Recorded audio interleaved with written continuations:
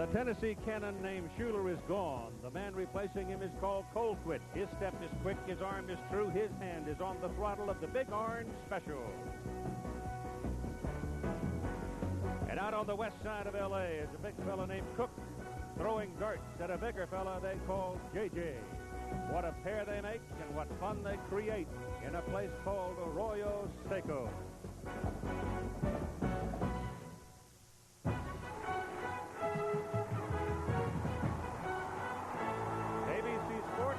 Football presents the Tennessee Volunteers and the UCLA Bruins from the Rose Bowl in Pasadena, California.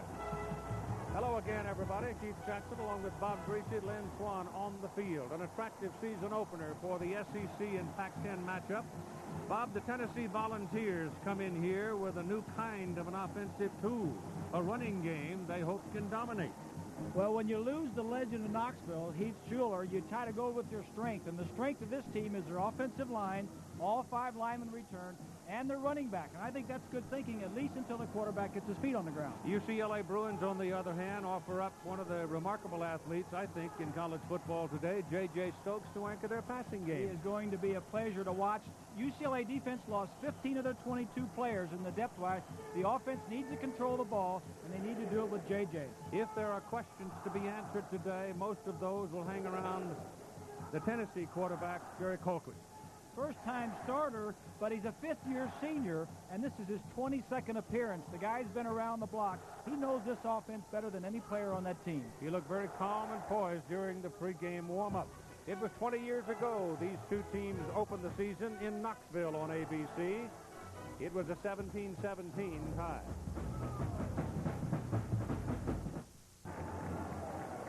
The sun is shining in the Rose Bowl. Very comfortable temperature. Bjorn Merton to kick it off with the blue shirt at UCLA Bruins. He was an All-American kicker as a freshman. Billy Williams, number 80, is a speed burner. And Nilo Sylvan ain't bad either. They are the return people for Tennessee. As this matchup is about ready to begin. They've played 10 times, and Tennessee has the edge. They've won 5, lost 3, 2 ties. They play on grass at the Rose Bowl. As you well know, this was the scene of the World Cup soccer final and the semifinal. So the old building has had quite a summer. High hanger as Merton drops it on about the 7-yard line to Billy Williams. The senior from Alcoa is on the move, and he can really move it. But he's hunted down and brought down at about the 27-yard line by Andy Colbert. Here comes Jerry Colquitt. He is very poised, seemingly quiet, very efficient in the warm-up, making his first collegiate start. But as Bob Greasy told you, he's been in 21 ball games. He's been around. He knows what he's doing. He's waited for it. He is the penultimate example of waiting for your opportunity. Now he has it in the palm of his hand. It is obviously a very big day in the life of this young man. On first down, he will throw. Going big down the middle for Williams. It is incomplete. And covering on the play is Petty Lawrence. And Lawrence was running with him step for step. And Williams is slow to get up. And timeout is taken as he does not get up. Tennessee lost 2 of their wide receivers last year. And Billy Williams was one of their leading receivers. The number 3 guy made a lot of big plays. Came down on his right ankle, twisted his right ankle when he came down, trying to make a play on the ball. That'll be a big loss for Tennessee, their first play of the season. Last year he had 39 catches. He was expected to be the bell cow in the wide receivers. So Tennessee comes out with a bomb. It is not what was expected. As UCLA coach Terry Donahue said this. Well, I think Tennessee will come in here, number 1, and clearly try to establish a running game. I think that with the departure of Schuler, the fact that the entire offensive line at Tennessee returns and they have a core of running backs that a lot of people feel can play with anybody in the country and for anybody in the country, I think they'll come in here and really try to punch our defense out. But they went for the big one on the first play. It is 2nd down and 10 on the 27, and Williams had to leave the game. This ball is handed off to James Stewart. James Stewart is a 218-pound senior from Morristown, Tennessee, and he is on a pace. If he gets 991 yards this year, he could become the all-time leading rusher in Tennessee history. This could be a big loss for Tennessee. As I mentioned, the starting two receivers, along with Heath Schuler, are gone from this year's team. And Billy Williams, as you mentioned, 39 receptions, 5 for touchdowns, and a lot of big plays. Tennessee often used 3 and 4 wide receivers at a time. Williams got 8 yards on the first carry. Colquitt looking around, takes his time, delivers the ball to Mose Phillips, the fullback who drifted in front of the linebackers, and picks up a first down for the Volunteers out to the 42-yard line. Here's the rest of the lineups now. Stewart we highlight because we think he should be. He is the big man back there. Mose Phillips is a very good receiver from that fullback position. Tight end is David Horn. Williams is out right now, and Joey Kent is the other burner at the split end position. They've got a lot of people that can really run, playing those wide receiver positions. On first down, Colquitt keeps it, rolls it out, and throws it on the numbers to the receiver at midfield.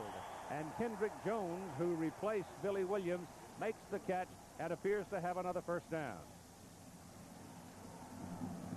The offensive front by Tennessee, advertised as one of the best in the country, anchored by the center, Bubba Miller. They're 287, 284, 285, 310, and 302.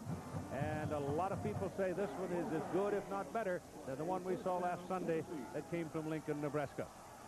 Williams is back in the ball game, Keith. That ankle twist is probably going to stiffen up some throughout the ball game, however. Just inside the 48. On a first down play, the ball is given to Mose Phillips, the senior out of Nashville, and he gets a couple of 3 yards on the carry. And now here's Swanee. Keith, obviously Billy Williams is back in the ball game. He just got kicked a little bit in the shin. But during pregame warm-up, when you're talking about Jerry Colquitt, he didn't look like a young man that didn't have the experience. He was calm, he was steady. I think more importantly, this team is behind him, and they want him to do well. So that's why they have the confidence to go big on the first play. Keith? Thank you, Lynn. The ball is marked at the 44-yard line. It'll be second down and a long 6. UCLA's offside, but they get away with it. The defensive end at the top of the picture at least appeared to be offside. Benji Schuler, younger brother of Heath, making that catch, sophomore out of Bryson City, North Carolina. The defensive alignment for UCLA, George Case is the man in the middle, the nose guard, and he's got to generate some pressure from his position. Linebackers are pretty good, in particular Donnie Edwards. The asterisk there indicating returning starter. Carl Greenwood is a very prominent figure in the UCLA secondary, but you saw Teddy Lawrence make a heck of a play a little while ago in the first play of the ball game. Mose Phillips is the single back, third down and 2, and Colquitt rolls it out, and penalty flags have stopped the play. Jim Springer is the referee. It's a Pac-10 crew. Good ball. False start. Offense. It's a false start penalty against Tennessee. Back them up 5. Bill Fulmer's contract extended through 1998. Terry Donahue's contract already reaching through the 1998 season. Aaron Hayden checks into the backfield now for Tennessee. This guy can dart, 214-pound senior out of Detroit. Colquitt down the line on the option, keeps it and turns it, and will not get the first down. They stop him at about the 39-yard line. Very good defensive flow by the backers and good support from the corners, and Tennessee now will send the kicking team in. Colquitt looks as though he's hurt, Pete. Comes up a little bit gimpy. It's either an ankle or a knee. Backing him up is Todd Helton. He's a junior, a baseball player, but Tennessee likes to punt here, but we'll check out the injury to Colquitt. Tom Hutton hits it very high. His average is not so terribly long, but return against him is virtually impossible because he gets the ball so high in the air. He is a 4th-year starter, and his career average is right at 41 yards.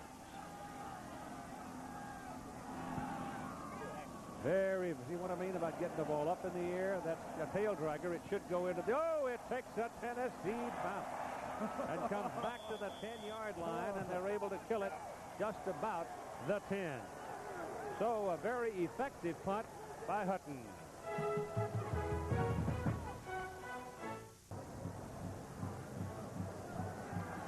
All right, it'll be UCLA ball. Their first possession, it will come from the 10-yard line.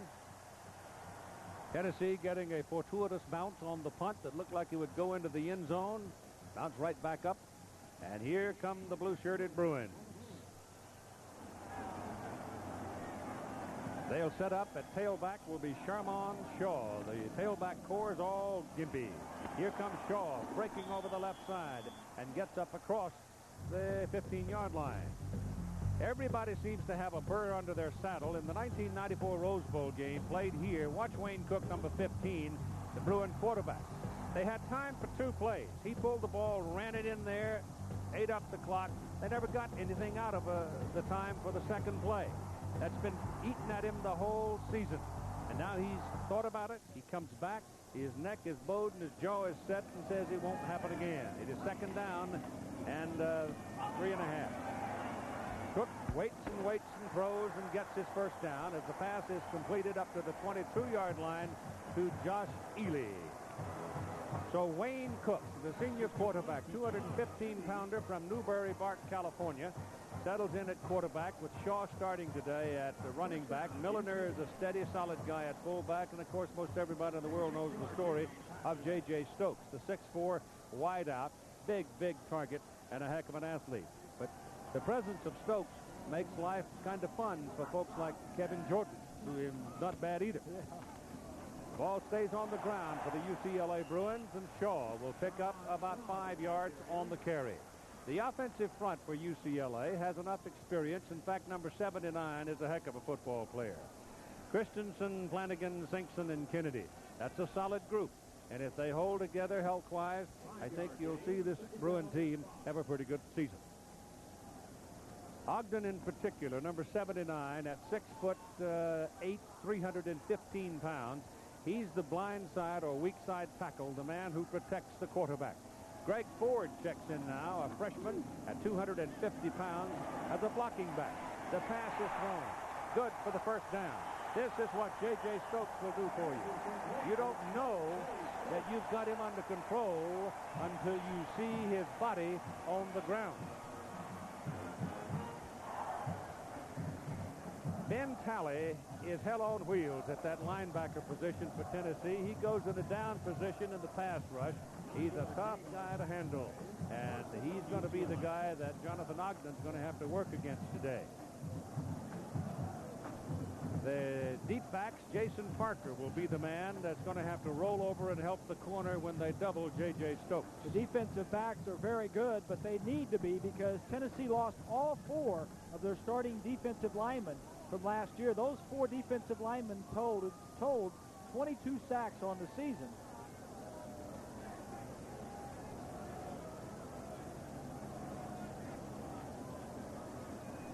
Well, there's apparently some kind of a problem. There may be a time problem. We've got 10 minutes and 25 seconds showing on the clock remaining in the first quarter of play. The referee's microphone, either it's not patched in, or it's not hooked up, or it's not working. I don't know. But we haven't heard from Jim Springer yet, and it's the 25-second clock that is apparently the problem.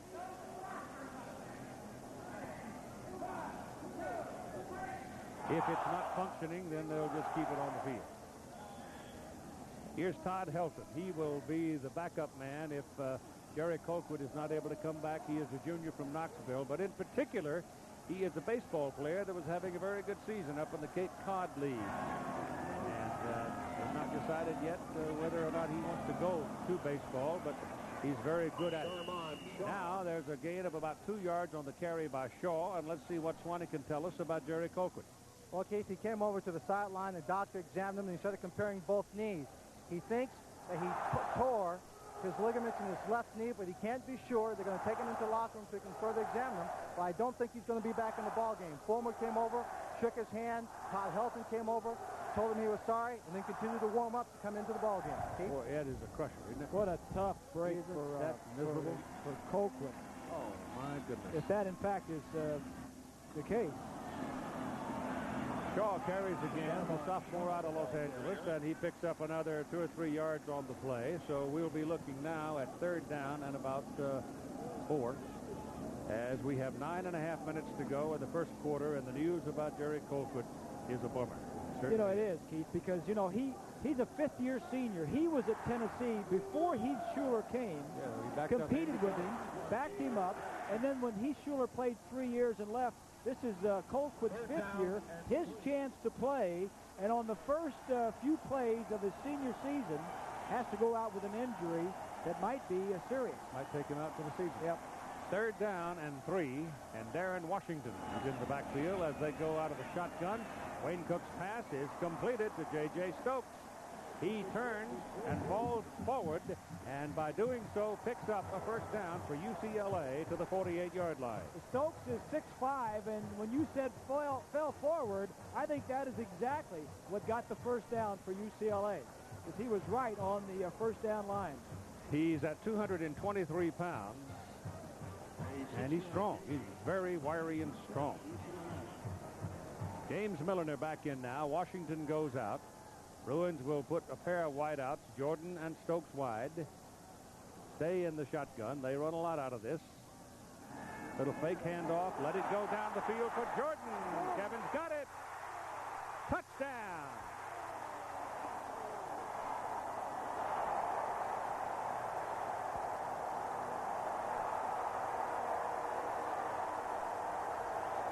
I told you, Kevin Jordan smiling all the way to the bank. The fake is going to be out here. The receiver is just going to go straight down the field.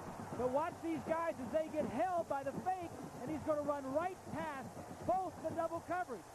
Just flips it straight down the field.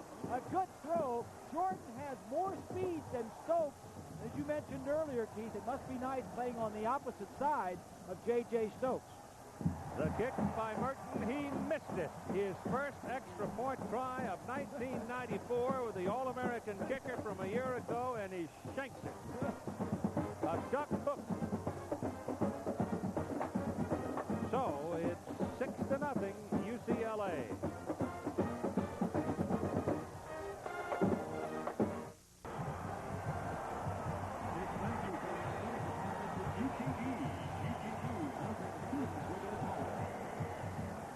Todd Helton has never started a football game for the Tennessee Volunteers, but he's now got to step into the gap as Jerry Colquitt has gone down, possibly with a knee injury that will render him to the locker room for the rest of the day, and maybe for a lot longer. Helton's career, he's 5 out of 9, 78 yards and 2 touchdowns. That's all of the experience he's had. Meantime, Bjorn Merton, who missed 3 extra points a year ago, duck hooks this one, and now he will kick it off. Merton had won the place-kicking job a year ago in a duel with Jason Leslie, who transferred to Colorado and is waiting to play over there. This will go out of bounds and bring out a penalty flag, and Tennessee will get good field position on the possession after UCLA goes for the touchdown on a 51-yard touchdown pass to lead 6-0. And college football on ABC Sports brought to you by Chevrolet, the cars and trucks 36 million people depend on every day. Genuine Chevrolet. Budweiser, Beechwood Age for crisp, clean, classic taste. State Farm Insurance. Like a good neighbor, State Farm is there. And Tostitos brand restaurant-style tortilla chips.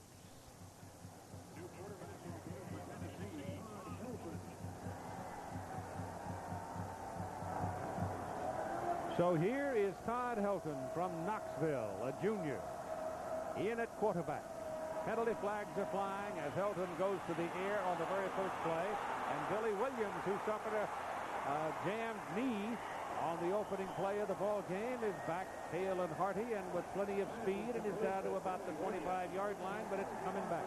The penalty is against Tennessee. Everything's going against Tennessee at this point. They've got 2 of their stars hurt.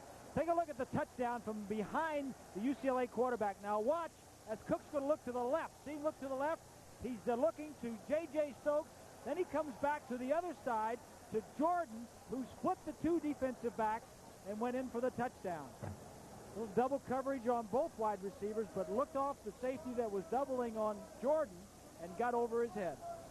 Jordan is the faster of the two wideouts, as we noted a moment ago, and you give him a step, and he's a hard guy to hunt down. He is. So the pass play and a big run by Billy Williams is wiped out by the penalty, and it comes back to about the 35. It'll be a tough start, Keith. Now mark off 5. Got a tough start for Phil Fulmer and his Volunteers. First, Billy Williams almost is out for the game, but came back with an ankle injury. Then he loses Colquitt, and now a big play is called back because of a penalty. It's tough to get started 1994 for Fulmer. First down and 15 with Aaron Hayden in the backfield. And Hayden has the ball, gets to about the 31, pick up 1 yard on the play. And Rod Smalley, playing the inside linebacker position, brought him down. Tennessee's quarterback recruiting, well, you can take Colquitt off the list right now, but here are the people behind him. Brought 4 quarterbacks out. Helton, an outstanding player. But if anything happens to Helton, the 2 true freshmen who are on the sideline now, right there, Peyton Manning on the right and Brendan Stewart on the left, those 2 guys now have got to be a little bit more nervous than they were coming into this game. Todd Helton throwing on the run, misses Billy Williams. He had him between the DBs and down on one knee, but he couldn't get the ball to him. It would have been a first down had he caught it, but he didn't, and it's 3rd down and long. Well, of course, Peyton Manning, we heard a lot about him last year when we were down in Oxford, Mississippi, and that's because his daddy is Archie Manning, who was such a great All-American down there and a Hall of Famer. Saw Archie here yesterday. He is here, but you kind of wonder how much either of those 2 freshman quarterbacks know about the offense. I'm sure that Colquitt and Helton got most of the snaps coming into the start of the season. Not sure that Stewart is not ahead of Manning right now, though, in the development process. That ball is going to sail and float out of bounds. It had a little too much air under it, didn't have enough spin on it, and it just kind of floated away from the receiver and went beyond his grasp on the sideline. So they'll have to punt. Here's more news about Jerry Colquitt now from Lynn Swan. Yes, Keith, I talked to Dr. Yeomans inside. He says he's definitely torn his anterior cruciate ligament. Oh. He was lying on the table. His father was here, came in, and Colquitt was in tears lying on the bench in the training room, but he is definitely out for the season. That is just heartbreaking. What a really tough is. loss. Tom Hutton is in the punt, gets a good one. High hangers going down to Paul Guidry for a fair catch at about the 23, 24-yard line. On the punt, 45 yards with no return.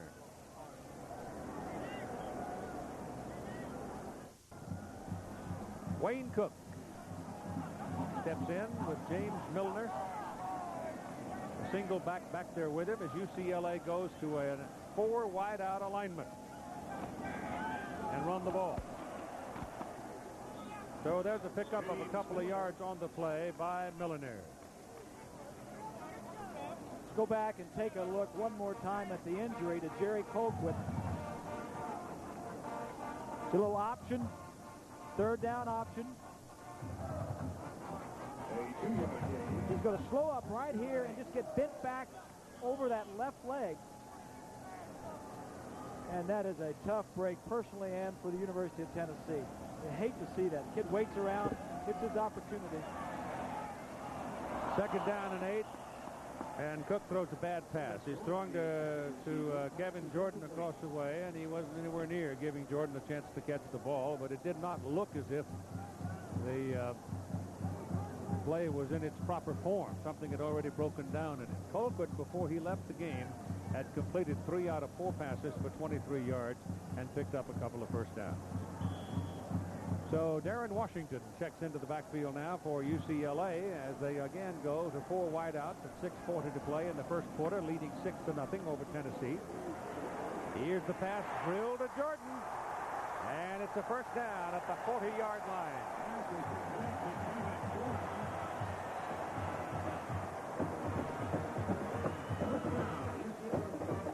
Cook took a good shot just as he released that football.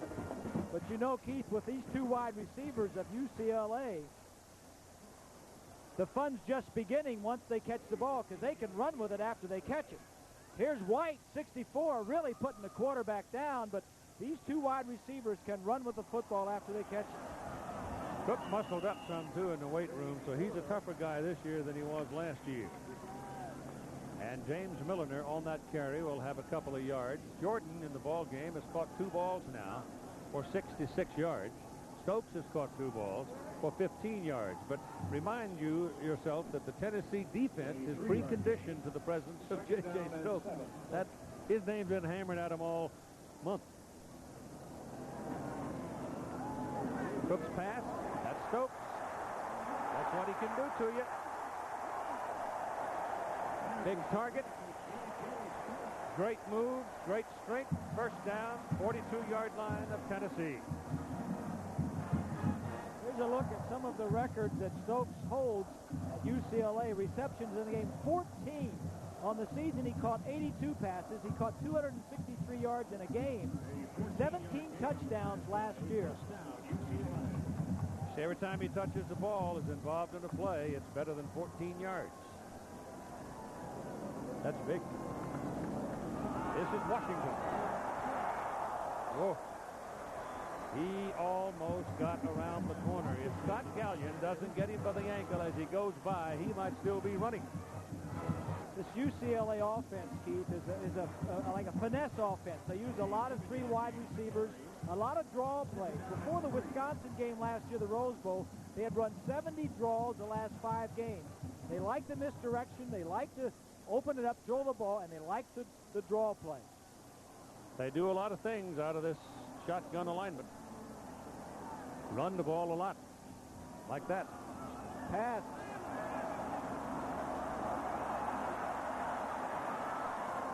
Well, it was going to be a pass, maybe. Yes, it was.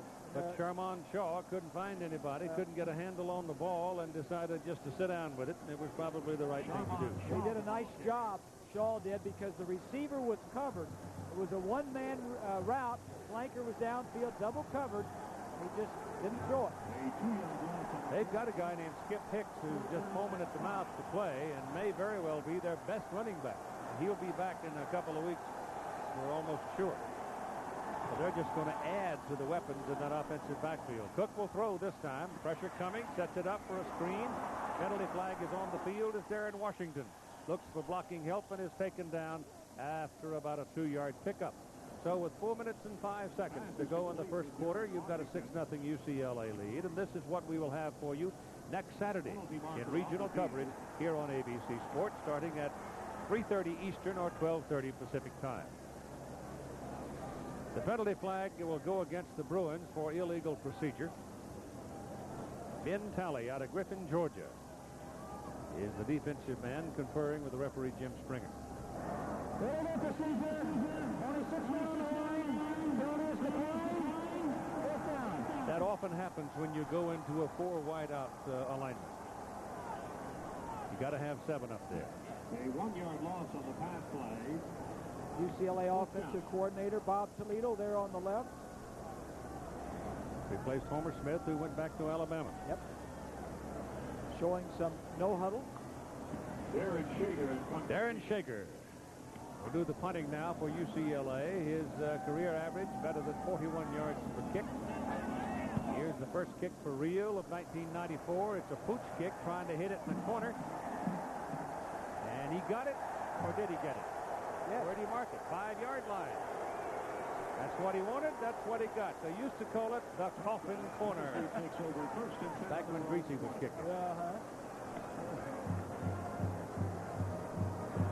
So Tennessee down in the ball game by a score of 6-0, having lost their starting quarterback to a knee injury, Jerry Colquitt, anterior cruciate ligament.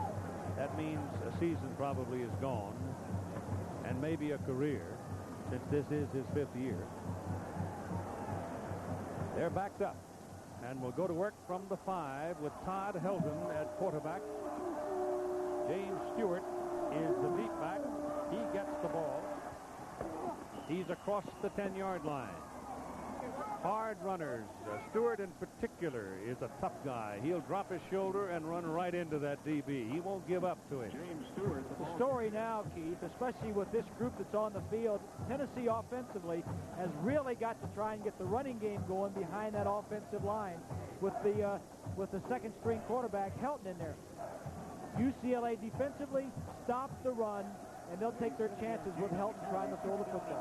Stewart picked up 7 yards. He has passed Beatty Feathers in all-time Tennessee rushing history. The gain is across the 25 and up to about the 28-yard line before he is finally wrestled down. Now, this is what Terry Donahue and his coaching staff expected Tennessee to try to do. There's more pressure on them to do that now with their starting quarterback and their team leader, Colquitt, out of the ball game. And there are probably a couple of freshmen on the sideline with very wet palms. You got that right. They're going back and going over their game plan and seeing what plays they know. Stewart has picked up 8, 7, and 17 yards on his first 3 carries and just added some more to it, 6 more. So he's inching up the career ladder in Tennessee football history, which is a glorious history. Johnny Jones holds the all-time rushing record at Tennessee with 2,852, and if James Stewart totals 991 this year, he would become the all-time leading rusher. 91 yards today will take him past the great Stanley Morgan. Got it again. Trouble in the backfield. Shakes him off. Still working at it. And turns back inside perhaps a little too soon.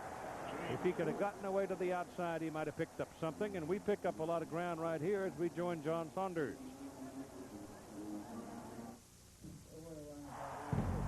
Keith, thanks a lot. Penn State against Minnesota at their own 20. Kajana Carter takes off and is barely touched. 80 yards he wants for this touchdown, his second of the day. The other one from inside the 5. 14-0. Penn State has the lead. Keith. Back here at the Rose Bowl, Helton throws, Kent catches, and the Bruins jump all over him. Carl Greenwood with his first tackle of the ball game.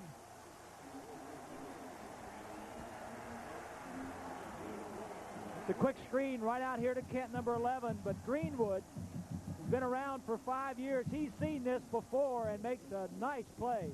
He's a 4-year starter for the Bruins. Kent, incidentally, last year had 10 catches. He's a sophomore, and 5 touchdowns. Now they go to the punt. Tom Hutton. Not quite as high this time. Paul Guidry will try it, but nothing doing. The Volunteers come down and cover him like a blanket. And there is no return. It is a 42-yard punt. Penn State jumping out, as you saw in the ball game against Minnesota, will be playing the Southern California Trojans, who were a 24-17 win over Washington today. And we'll have that game for some of you next week from Beaver Stadium at State College. Minute and a half to go in the first quarter. 6-0, UCLA leads Tennessee. The Bruins will go to work from their own 27-yard line. The big story of the day and the big story of the month for the Volunteers is the loss of Jerry Colquitt. Knee. Shaw and Milliner line up now out of the I formation behind Cook. Give it to the up man Milliner, and he just hunkers down right in behind Flanagan and Simpson and Christensen. And they wedge it out for about 5 yards.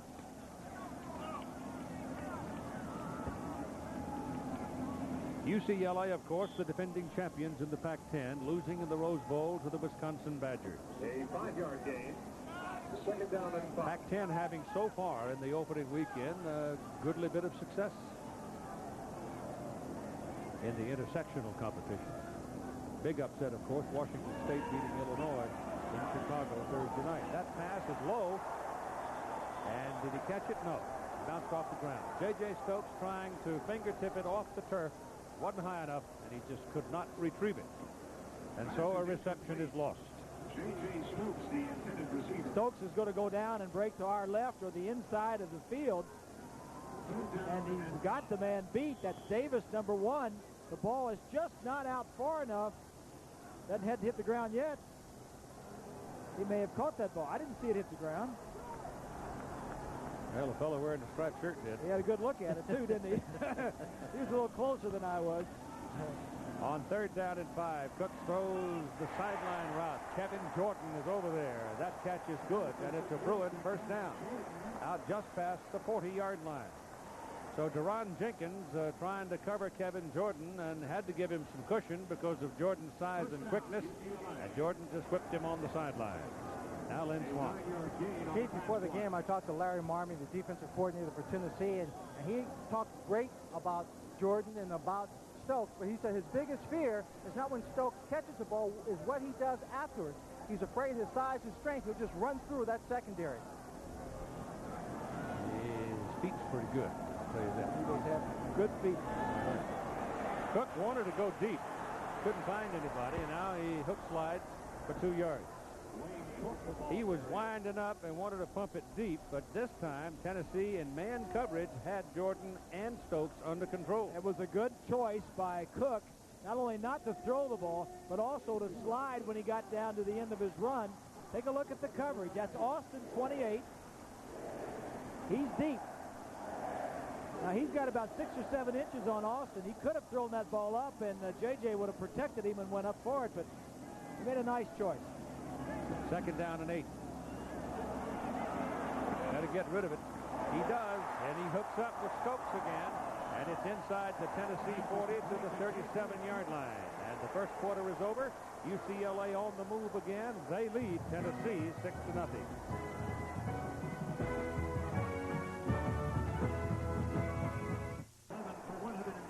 UCLA came out in 4 wide receivers. Here's 2 on this side and 2 over here.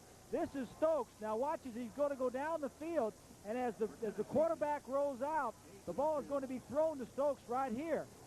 You want to try and get away from double coverage, go 4 wide receivers, just send Stokes down the field. He finds the open area, and that's a good throw by Cook. UCLA ball, first down at the Tennessee 37-yard line. They split the backs this time. Shaw goes on the shift to the deep position, and the up man Milliner gets it. Just bangs into the middle, and the Bruin offensive front making some room for him. Flanagan, Singson, Christensen. So look at the first quarter numbers. UCLA with a few more plays and a few more first downs. No turnovers. Time of possession about the same. A little bit in favor of UCLA. Stokes has caught 4 balls. Jordan's caught 3. Every catch is involved for first down, and obviously the touchdown was scored. Jordan on that 51-yard play. 2nd down and 5. Cook making and keeping, turns upfield and dives for the marker. He's a yard short. So I would imagine that causes the UCLA coaching staff to take a deep breath when they see their quarterback diving for a first down. I think Wayne Cook is one of the more underrated quarterbacks in the Pac-10, Keith. He finished 5th in the conference last year in passing, but they've got some pretty good quarterbacks in this conference out here. Rob Johnson across town at USC. Steve Stenstrom, good one. That tree trunk is back in the ball game. Greg Ford, the freshman, 5'11", 250 pounds at the fullback position. And Milner comes out of the tailback position in that formation, and they don't get that first down because Tennessee came popping in there, and they stopped it. So it'll bring up 4th down. Here's Lynn Swan. Keith, at the end of the quarter when J.J. Stokes caught a pass, he came off to the side and had to have his legs stretched out on the sideline. Before the game even began, on defense, number 2, Teddy Lawrence, told me it was a hard summer training camp. His legs were sore. He was hoping he could get through the day without having any muscle problems. It's something we better keep an eye on throughout this ballgame. Time called by Tennessee. Back with more after this word from our ABC stations.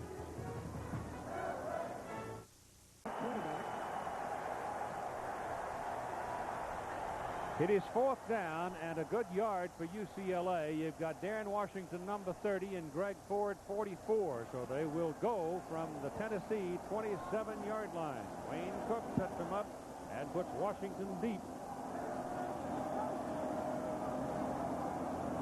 Maybe hurry. Maybe trying to pull him offside. He's checking. On the throw, it gets pressure, gets it away, and it is incomplete. So the penalty is obviously going to go against Tennessee's Ronald Davis. He was trying to cover J.J. Stokes on a corner route, and he couldn't do it without bumping into him. And in the bumping process down the sideline, he got the flag.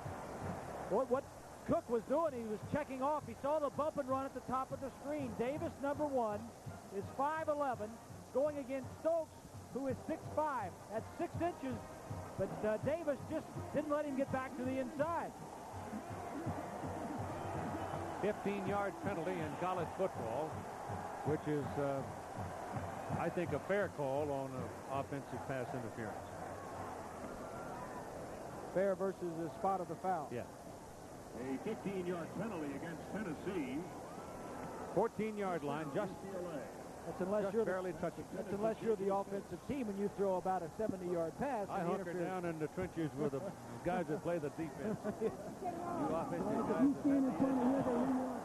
10-yard line, hammering into there and grinding along is Darren Washington, a 214-pound senior from Killeen, Texas. 79, the left tackle is John Ogden. He's over 300 pounds. He slides to the inside, blocks Scallion, the middle linebacker, and does a nice job of it. In fact, knocks him out of the picture for a while. Second down and 5. He's played since he was a freshman here. Washington, the deep man, the up man, Milliner gets it. Fullback's getting a lot of work today, an unusual amount, actually. And UCLA now marching along inside the Tennessee 10-yard line. They lead in the ball game by a score of 6-0 with 12:15 to go in the first half of play. Opening game for both teams. Being played at the Rose Bowl in Pasadena, California. Milliner with 16 yards on 6 carries now. And you get a new man into the lineup. It is Brian Adams, a flanker. And he's quick and a very good receiver. On 3rd down and 4, to the corner, to Stokes, and he leaps, and he one-hands it, and it's off his fingers. And this time Davis had possession, and the ball was just a fraction high. The ball is 6 inches lower, and it's a touchdown. Well, it's the height thing. Just get into the end zone against the shorter man, and I'll throw it up. You can jump for it. This time he just throws it a little bit too high. When they see bump and run down inside the 10-yard line, they check to the fade route, and that's what that was. Bjorn Merton is into the ball game. He missed the extra point. He will try now a 24-yard field goal. And it's good. So at 11:47 to go in the half, it's 9-0. UCLA over Tennessee.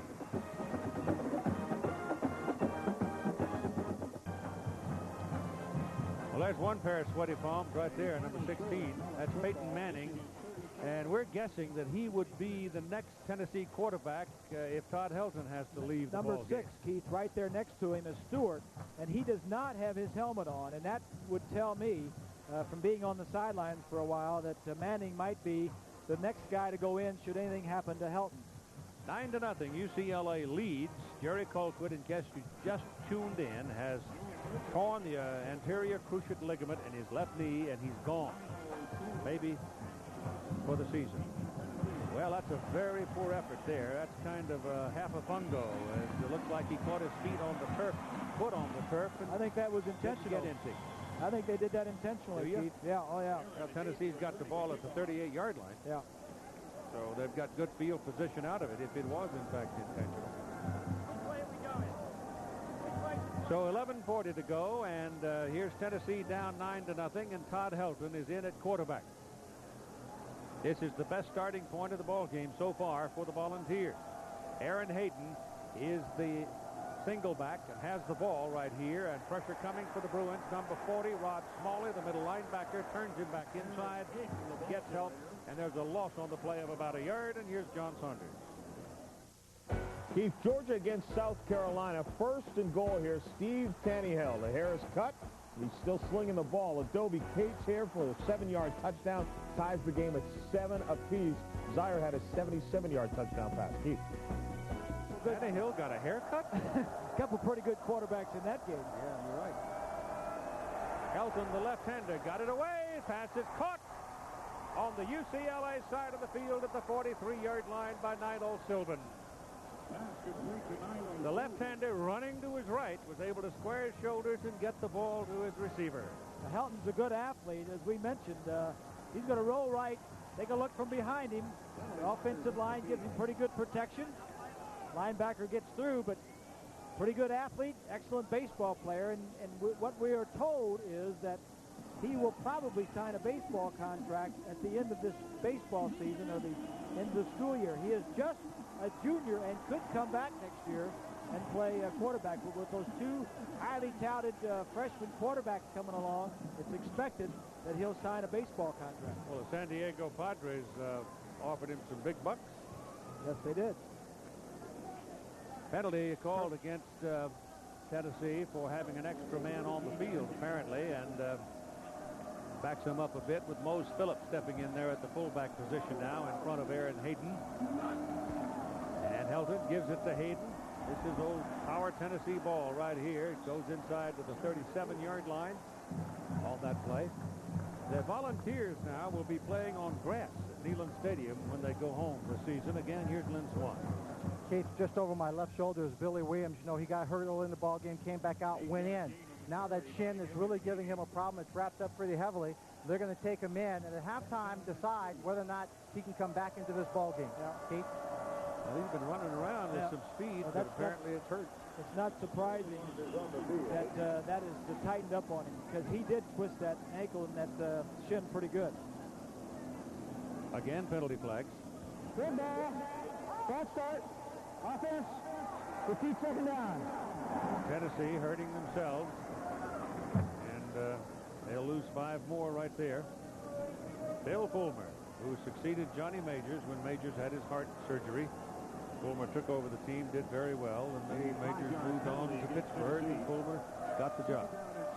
From the 42-yard line now, second down and 8. This is Hayden. And Aaron Hayden, senior out of Detroit, Michigan, picks up 6 yards on the carry to about the 38-yard line, and time showing 10 minutes to go in the first half of play. Oklahoma is another team that has gone to grass. This game, however, is being played in Syracuse, and a lot of people were kind of smelling upset. Doesn't appear to be so. Third down and a long 3.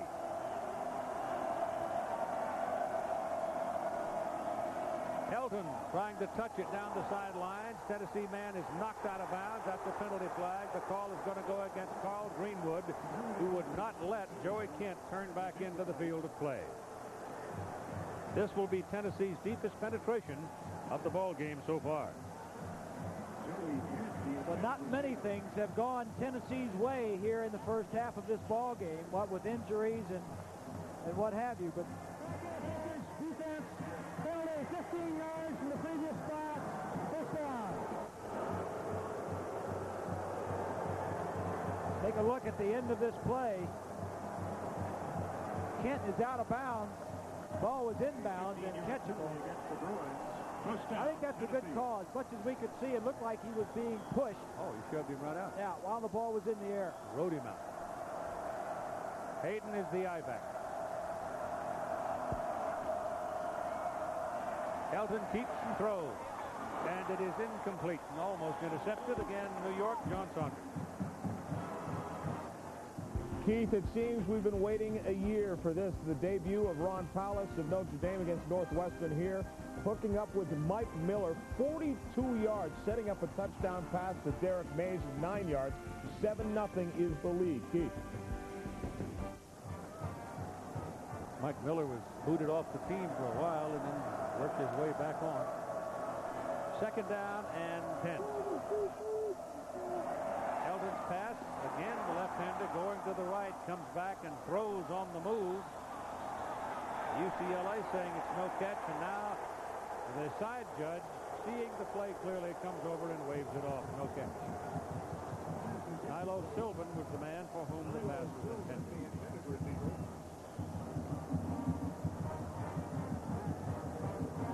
Tennessee usually plays 5 and 6 wide receivers. Sylvan is one of those.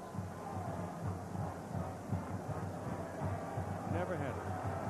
He didn't have control. It touched the ground before he got control of it. It is 3rd and 10 for the Volunteers from the Bruins 23-yard line. They run it.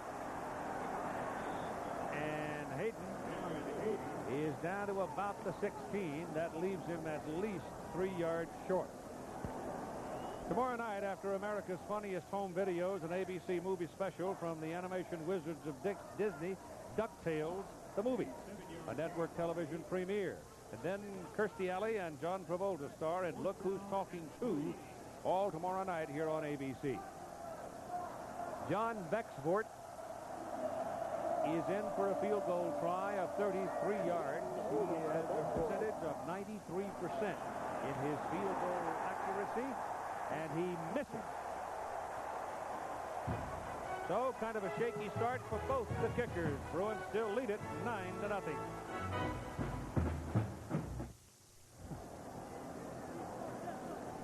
Billy Williams is going to the clubhouse. You don't know if he's got a cracked shin, stress fracture, who knows? They've already know that Jerry Colquitt's gone. If they lose Colquitt and Williams in the first half of the first game of the season, then that's like having a tree falling. Sherman Shaw is the deep back now for UCLA as they take over after the missed field goal by Bexford. First down at the 20. Give it a Shaw, and that's inches, not yards on that carry.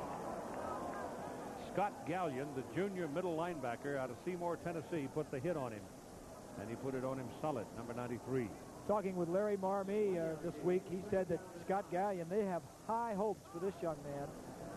He was fourth on the team in tackles last year, did not start, saw a lot of playing time, but he's in there this year, the middle linebacker. They give him a half a yard on the mark, make it 2nd down and 9. Wayne Cook sets him up. His team leading 9-0. Keeps the ball, gets some heat. Chase him up the middle. Takes some pounding as he gets to the 25, but he did pick up 4.5 yards.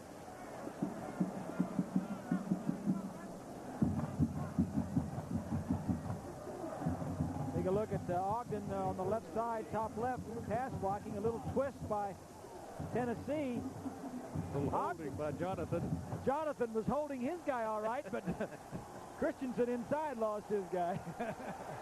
Well, he's dealing with Ben Talley over there, and Talley's busy. He's got 7 tackles in the ball game already. He's a linebacker that goes into a down position. He's quick. Ogden is very good working that blind side and taking care of his quarterback. This is Stokes. And J.J. will have a first down up at the 37-yard line. You know something about having a big old friendly fellow over there on the left side. Yes, sir. You want your best pass protector on the left side. Here's Stokes at the bottom of the screen. He's just going to go down. A good pass protection. Cook's got a lot of area to see the receiver. Now watch this. Stokes is 6'5", good feet, and a good runner. And doesn't take any hard blows. When he sees the end is coming, gets down and let the defensive back get over him. So as we go inside 7 minutes to go in the first half, the Bruins have it first down just beyond the 37, still working out of that spread formation. They've got 3 wideouts in this alignment as Cook sets up deep, hands the ball off to number 33, Shaw, and he's got big hole on the left side. First down, UCLA at the Tennessee 36-yard line.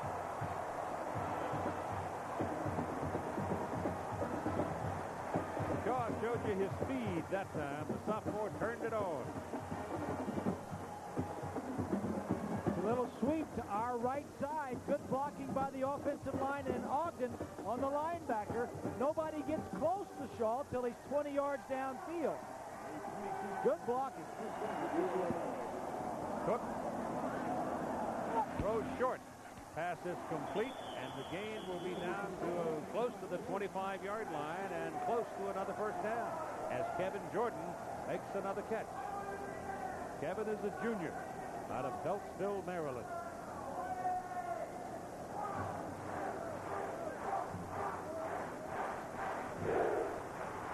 It'll bring the change on at 6:11 to play in the first half. I was called Chicago today and spent a few minutes talking to Dick Vermeil.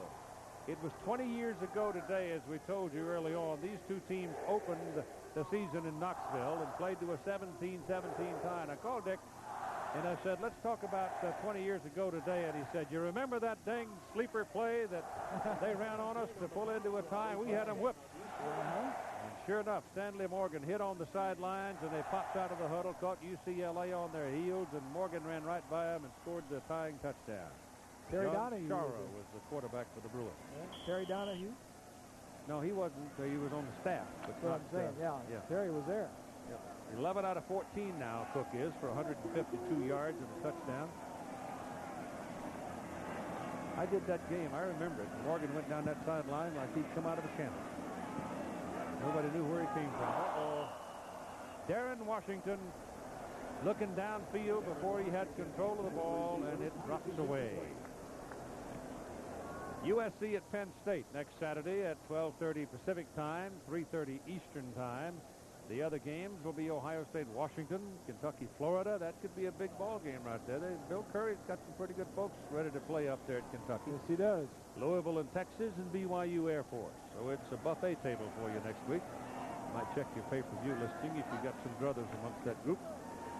Cook, check behind the line of scrimmage, number 91, Jonathan Brown, a freshman out of Tulsa, Oklahoma, makes the hit for Tennessee. Brown on the sack for Tennessee. Brown's a true freshman, one of the outstanding true freshmen that University of Tennessee signed this year, if not the best, certainly one of the best recruiting classes last year by Tennessee. Third down and 17 after that loss. Now they go to the 4 wideouts.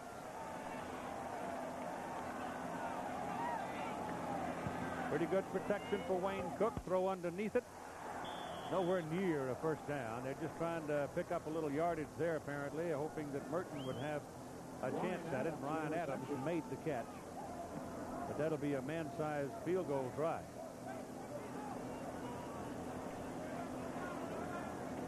Merton has a new snapper and a new holder this year.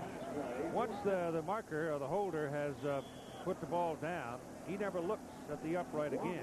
The main reason for that is depth perception is bad. He flunked the Naval Academy depth perception test 5 times. This will be a 45-yard try. Man holding it, Chris Anderson. Kevin Walker is the man holding, and Anderson is snapping, and here's the kick up. Kind of grunts it down the field and got it.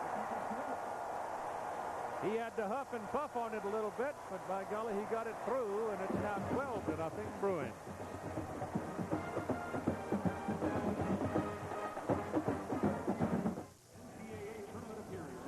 I think we're about to see Peyton Manning go into the football game. He's down at the end where they're going to be receiving from. He is down there amongst the offensive line. He is clapping his hands, talking to them, and that is the look of a quarterback that is going in the ball game. Again, in case you don't know, Archie Manning is his dad. Archie and Olivia both are here. He was one of the celebrated quarterback recruits. Came out of Newman School in New Orleans, Louisiana. All right, here's Merton now to kick it away for UCLA from the 35. Belts this one. Back into the end zone, 2 yards deep for Nilo Sylvan. And Sylvan gets up to about the 22-yard line and is taken down there. And here comes Peyton Manning making his entry as a quarterback for the University of Tennessee. Get used to it. He's trying to calm himself down right here, right now. He's clapping, acting calm, but he probably doesn't have a lot of plays that he knows how to run. He just said, let's go. Just make sure we get these things going. But he has got to be, his heart rate has got to be going 90 miles an hour. And he just said, just relax. This is just like high school. But it isn't. They put old trustworthy in there at the tailback position, James Stewart. And Big Jim is out to the 30-yard line for an 8-yard pickup. David Cutcliffe, the offensive coordinator who is calling the plays now, has got to handle this correctly. Get him into the game, get him some confidence going. The running game and the running, if he can pick up a couple of first downs with the running game, or as you see the offensive coordinator Cutcliffe in the coaches, just get Manning's confidence up, and then the first pass, make it a screen or something easy where you can, a safe pass where he doesn't have to read too much, and just get his confidence rolling. They have timeout on the field. Shane Jasper, number 90, is shaken up on the play for UCLA and is going to have to leave. Shane is an inside linebacker. He's a senior out of Troop, Texas. Notre Dame and Northwestern's picked up a field goal in the ball game at Soldier Field in Chicago. Ball is just over the 30-yard line. Talking about what's going through Manning's mind. What do you think about Fulmer?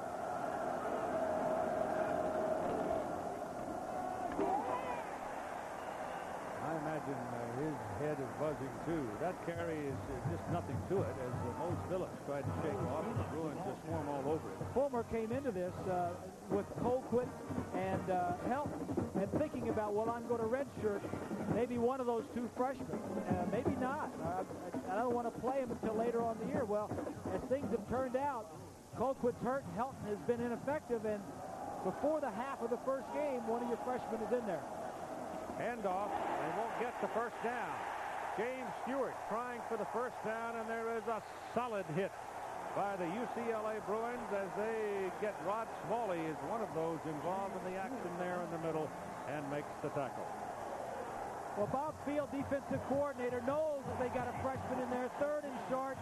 He's slanting, doing everything he can, and one of the linemen came through and stopped him behind the line of scrimmage. A big series for UCLA defensively. So here's your punt now with Tom Hutton trying to kick him out of trouble with 3:15 to go. That's a pretty good kick. Paul Gidley drops it, picks it up, and pops out. Penalty flag down as Gidley runs the ball all the way back to about the 47-48. Now we got flags all over the place. 42-yard punt. Pretty good size return, but let's see about the penalty. So it's a staggering, struggling start here for the Tennessee Volunteers. Injuries causing them grief. Gary Colquitt and Billy Williams.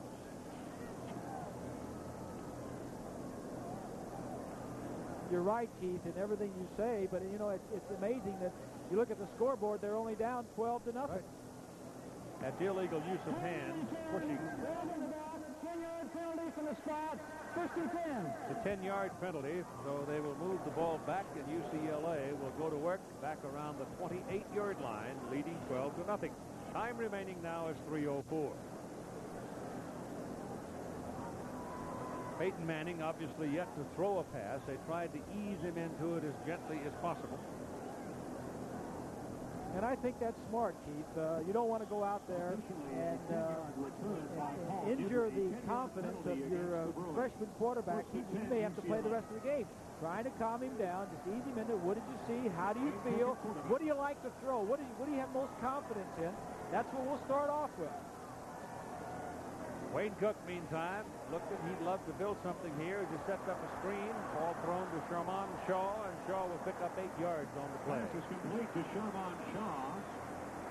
I remember, I don't remember the exact year, but I remember you and I did the ball game when the UCLA football team was all beat up and everybody wrapped in bandages. They go to Seattle, Washington. Yep. With about a half a team and beat a very good Washington team and knock them right out of the Rose Bowl. UCLA had a pretty good quarterback going for him, too. Tommy Maddox.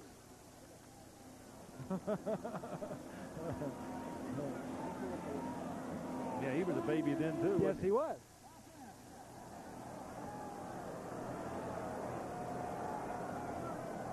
So the kids can do it if they just have the confidence factor. I'm not sure what's going on, folks. I think somebody lost a beanbag. I'm not sure. Finally, we're ready to go here. Set him down on second down and a long 2. Cook still got it. Pass is good. Caught by Brian Adams. And Adams is out of bounds at the 42-yard line for a first down. Coming up, the Prudential halftime report. John Saunders scores and highlights on this first full weekend of action. John's also going to talk with Bobby Bowden, obviously the man at Florida State, who has had something of tumultuous 7-yard gain on the pass play. How about terrifying? To say the least, huh? Put it on the 43. First down. Took a lot of time. Lobs it into the middle of the crowd, and Tennessee almost intercepted it. One of the defensive linemen, Leland Taylor, got his hands on it, and Big 57 almost started the other way with it. Oh, wouldn't that have been something? Terry Donahue's heart's got to be up in his mouth right now. Well, that little pass, that's the poorest pass I've seen him throw all day. Can you imagine 285-pound Leland Taylor heading that way? I'd love to have seen him catch that ball. Second down and 10. Well,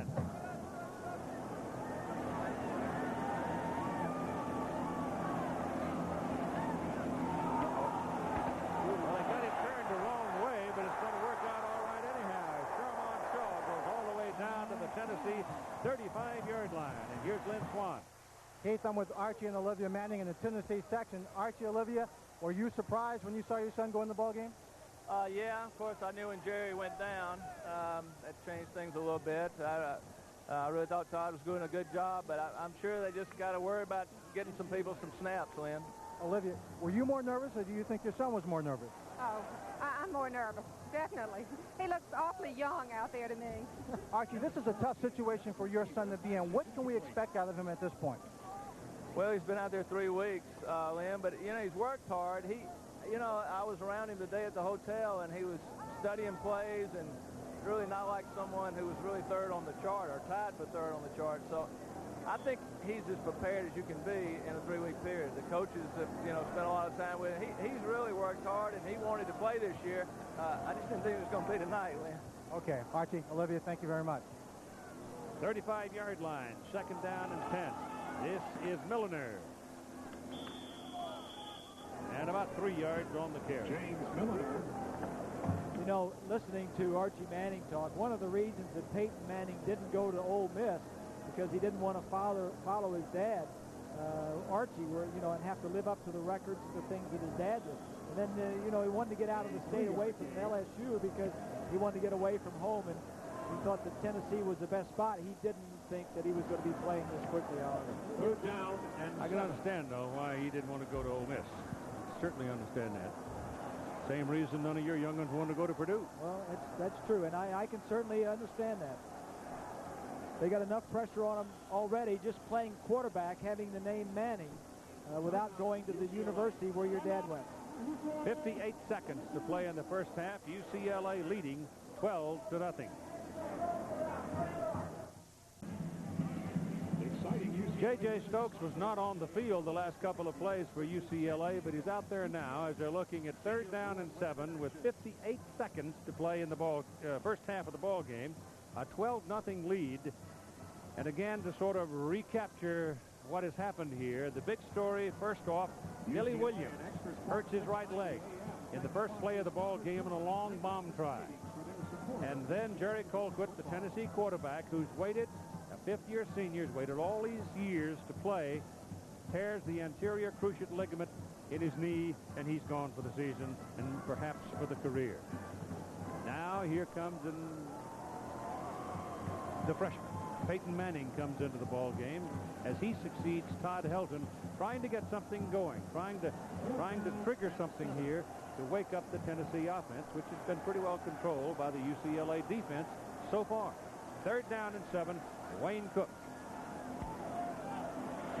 Underneath, doesn't work for much. Not enough for the first down, so they'll be looking at fourth down.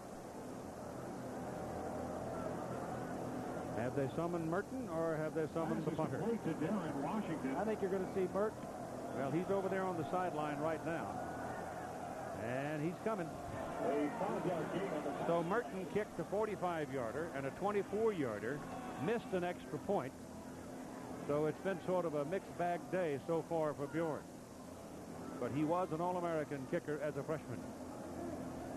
I think they're going to take a timeout here or something.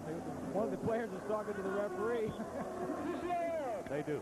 That's the last timeout for UCLA. They have no more. Clock was running down. 16 seconds. Well, they want to burn it, get the extra point try, then kick it. Sure. If they can make it.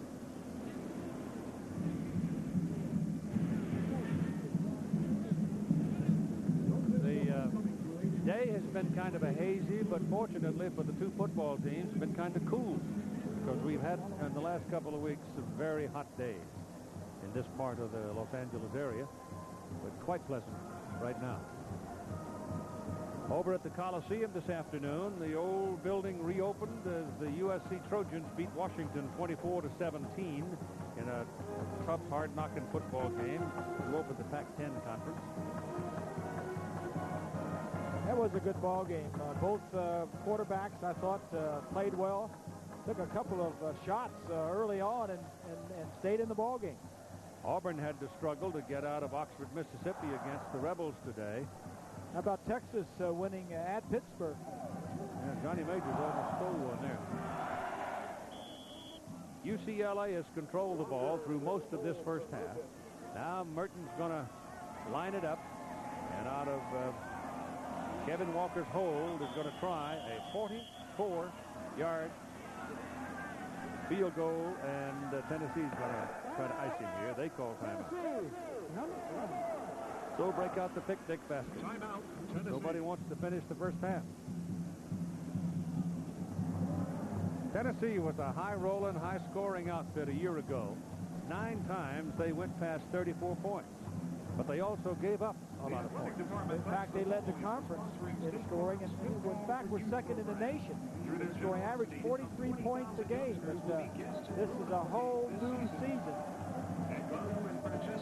And apparently, judging from the start in the first half of this first ball game, it is going to test the mettle of the Tennessee coaching staff, because they have had a great deal of misfortune already.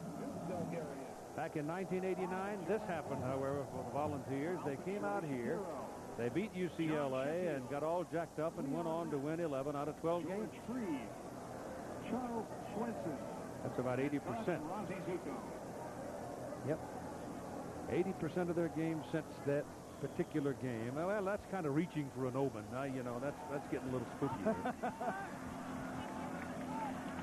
34-yard line. Now it looks like we're finally going to get the snap.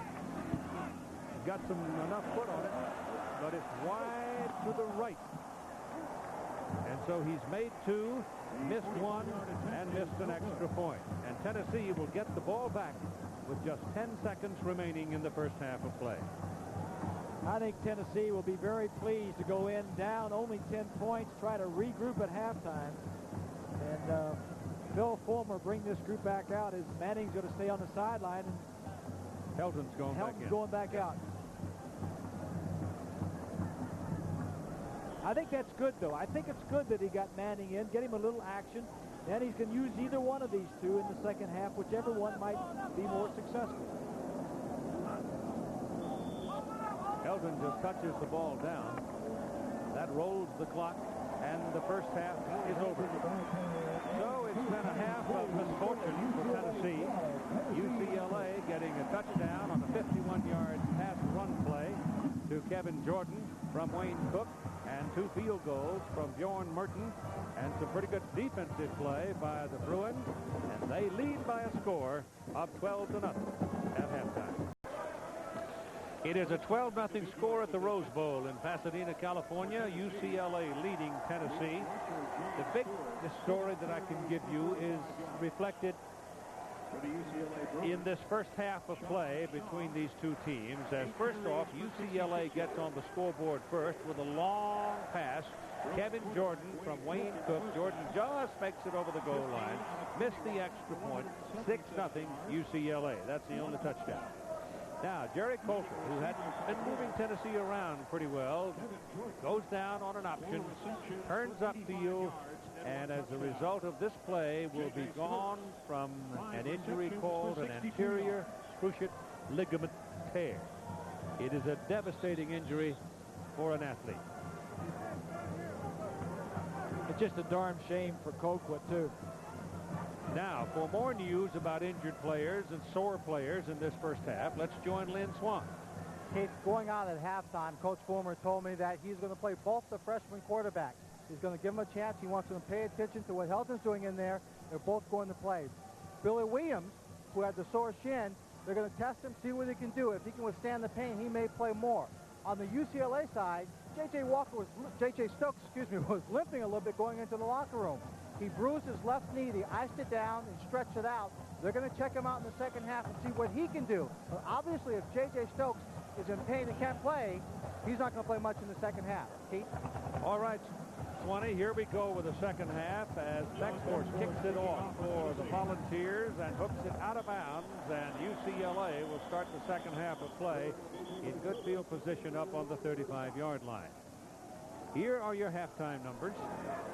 And the numbers are all UCLA. Total yardage of 277 yards. And for Tennessee, only 109 yards. No turnovers. And Tennessee not doing anything without Jerry Colquitt in the first half. Stokes is on the field. You see him pulling on, loosening up the quadriceps, and he will come out with the offensive unit for the second half of play. One of my favorite people in all the world and known by thousands and thousands of people, just ambled through here a little while ago, Bob Woodruff. Came out with the Tennessee Volunteers for the ball game. It's really fun to see him. He is the man behind the building, the big buildings in Knoxville as much as anybody. Here's the pitch. It comes back to Sherman Shaw, who's having a pretty good football game and will not get back to the line of scrimmage as the Tennessee defense shows a little better penetration on that particular play. This would be UCLA's best starting point of the ball game. A 1-yard loss on the carry. Stopped by Steve White. So put it on the 34. Call it second down and 11 for the Bruins. Wayne Cook had a pretty good first half himself. Very steady performance, but only one touchdown scored in the ball game so far.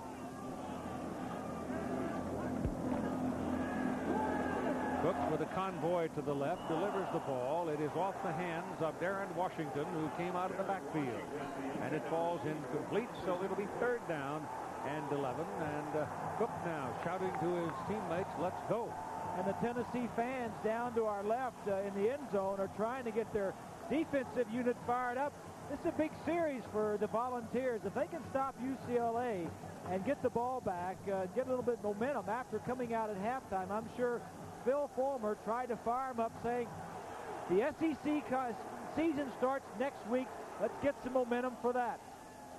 So they work out of the wide formation, the shotgun, and Cook delivers the ball. It's too low. Poor throw. Poor throw. He threw the ball right into the ground. Darren Washington was out there and had a chance to run for the first down. Exactly and it was right. a bad throw by Wayne Cook. Tennessee dropped off in zone. Nobody was open downfield. You've got to stick that man with the ball so he can run with it and not force him to dive at it. Darren Shager comes in for his second punt. His first one was 33 yards. He pops this one out of there. It's a low-line drive. Got a little daylight here for Sean Summers. But penalty flags fly as the Bruins get down in a hurry and take Summers down. So let's see about the penalty call as Jim Springer, the referee, runs down the field. The story on the Tennessee part here is they go from here back to Athens, Georgia next week to play Eric Zier, the Georgia Bulldogs, and about 86,000 hostile fans in Athens. So their next stop is not going to be easy. And then they have Florida after that. Yeah. Return. Illegal block in the back by the return team. Penalty half the distance from the goal line. From the spot of the foul, 1st and 10. They play at Georgia, Florida, and then they have to go down and play Jackie Sherrill's bunch in Starkville. And Washington State apparently is not going to be a breather either because they beat Illinois the other night in Chicago. Todd Helton comes out to start the second half for Tennessee, the more seasoned of the reserve QBs. James Stewart and Mose Phillips line up behind him, and this is Stewart, who's looking this season if he can gain 991 yards to become the all-time Tennessee rushing leader. There's a gain on the play of 2 yards, and here are the offensive leaders in the first half. Well, the stats for Tennessee aren't going to be very good. Colquitt was 3 for 4 before he got hurt. Not very good for Helton. Stewart leads the rushers, and Sylvan and Jones with 1 reception apiece. Here are the first half possessions. They punted the first 3 times. They missed a field goal. Nothing in 5 possessions first half for Tennessee. It's Stewart again, and he carries out to about the 24-yard line. They've got to go, to the 19-yard line. They've got to go to the 20 for their first down. I think what Fulmer told this group at halftime is that the quarterback job is wide open. I'm going to play Manning. I'm going to play Helton. And I'm even going to play Stewart, the other freshman quarterback, because we have an SEC conference schedule to play. And there's Stewart right there, number 6.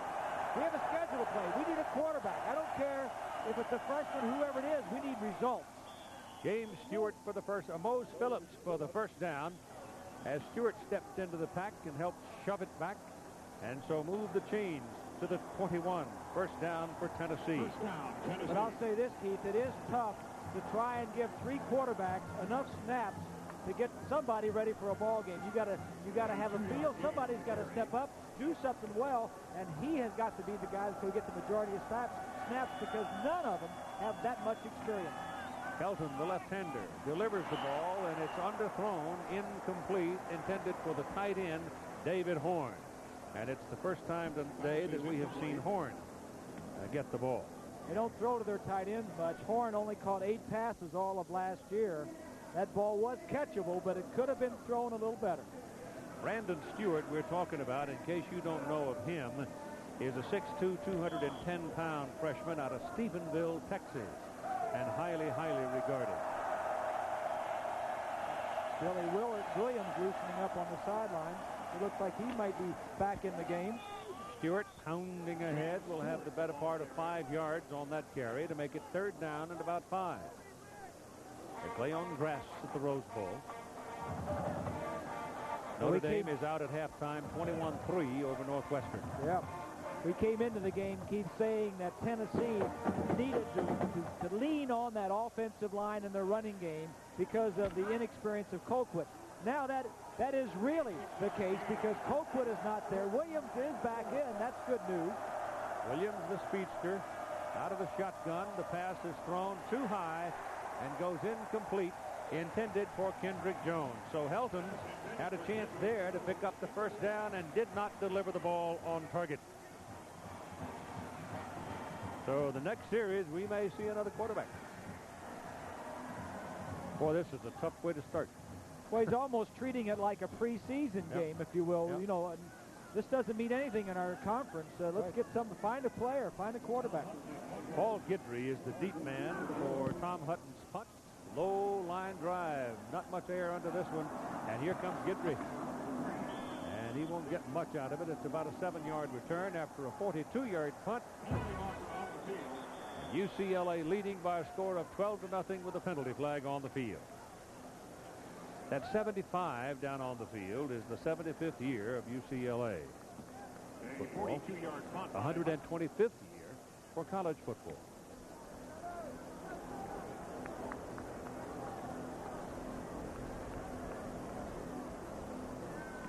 Going to return, really the block in the back by the return team, 10 yards from the spot of the foul, 1st and 10. That is 3 times in this ball game we have had that penalty called, twice on the Bruins.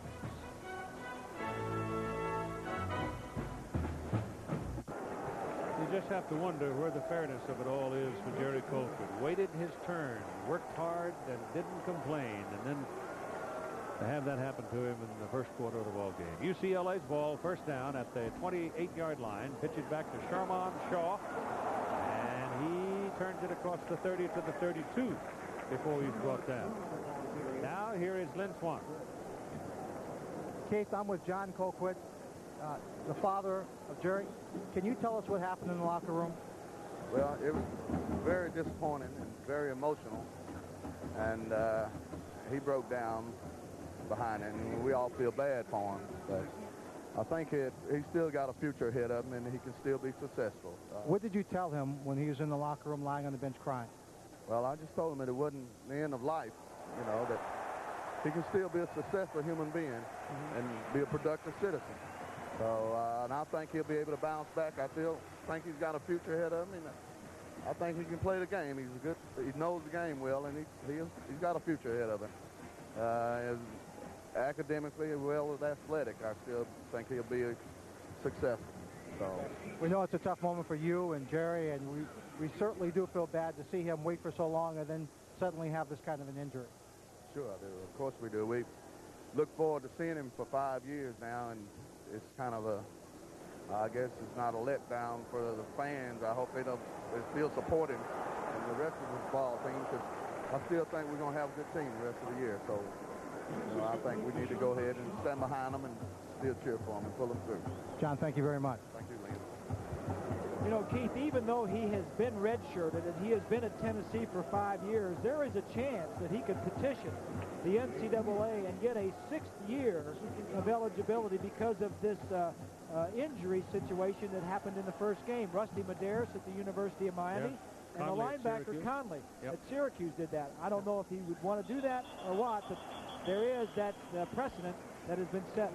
Yeah, the thought wanders through my mind, too, as we see penalty flags flying and a call coming up here for intrusion there. It looked like Tennessee jumped offside or was drawn off. They jumped offside. But it's these kind of people, Bob, that oftentimes make great coaches, too. They, they face denial, but they know the game well enough, and they impart a special kind of spirit to other people. And you never know. But we wish him well. David Cutcliffe, the offensive coordinator, says he knows the offense better than any player. He's been around for 5 years, and I like what his dad said. Life goes on. Yep, it does indeed. Second down now and 3, very short 3, more like 2. And Shaw gets the first down for UCLA. So the Bruins now move inside the Tennessee 45-yard line, leading by a score of 12-0 with 9 minutes and 26 seconds to play in the third quarter. Shaw has reached 86 yards in 12 carries, so he's having a pretty good ball game. James Stewart is marching right along, but he does not yet have those kind of numbers for Tennessee. And the Bruins have been able to pretty well contain or control the Tennessee running game, which was thought to be their principal offensive weapon. Cook pumps it and then throws it, and he thought J.J. Stokes would break it down the sidelines, and he didn't. He turned it short, and they don't hook up. After tonight's game, we'll pick a Chevrolet MVP of the game from each team. 24th year that the Chevrolet Scholarship Program has been giving $1,000 to the General Scholarship Fund of the competing schools. Stokes playing with a knee that has grown tender as the game has gone along. Number 1 is Ronald Davis, who has oftentimes tonight had the chore of trying to cover J.J. They've done a fair to middling job of it, frankly. He's been flagged one time for a penalty. He's backing up now, giving him a little more room as Cook looks and throws to Jordan. And Jordan on this side has the ball sail over his head. Tennessee doing a nice job messing with Cook's mind that time. Marmee, the defensive coordinator, had him up there giving a blitz look. They had blitzed the time before. Cook kind of checked off. Tennessee backed out and threw the ball away. Nice defensive series so far for Tennessee. Larry Marmee, of course, the former head coach at Arizona State University. And I think one of the better defensive coaches in the game today. Yes. Third down and 10. Down the middle, Stokes. First down at the 22-yard line of Tennessee. He's quiet, and then bang, he's got you. Here he is here. He is just going to go down and break to the inside as the defensive men are going to go to their, it's going to be a deep zone. If I can clear the telestrator, we'll get to see it. Just goes down, breaks to the inside. Look at this. He's got men all around him, but because of his height, 6'5", and a nice throw by Cook, comes away with a nice reception. He is now UCLA's career leader in receiving yards, 2,048, having passed Sean LaChapelle, who had 2,027.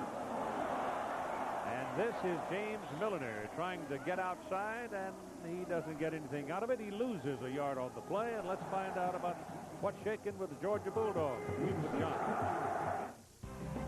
Well, Keith, Georgia needs a win because they play Tennessee next week, and up against South Carolina. Steve Tannehill of the Gamecocks, a couple of pump fakes to the end zone on the 10-yard run. He's also thrown for one, ties the game at 14 apiece, and Kentucky beats Louisville 20-14. Keith, back to you. Oh, I would not want to have supper with Howard Schnellenberger.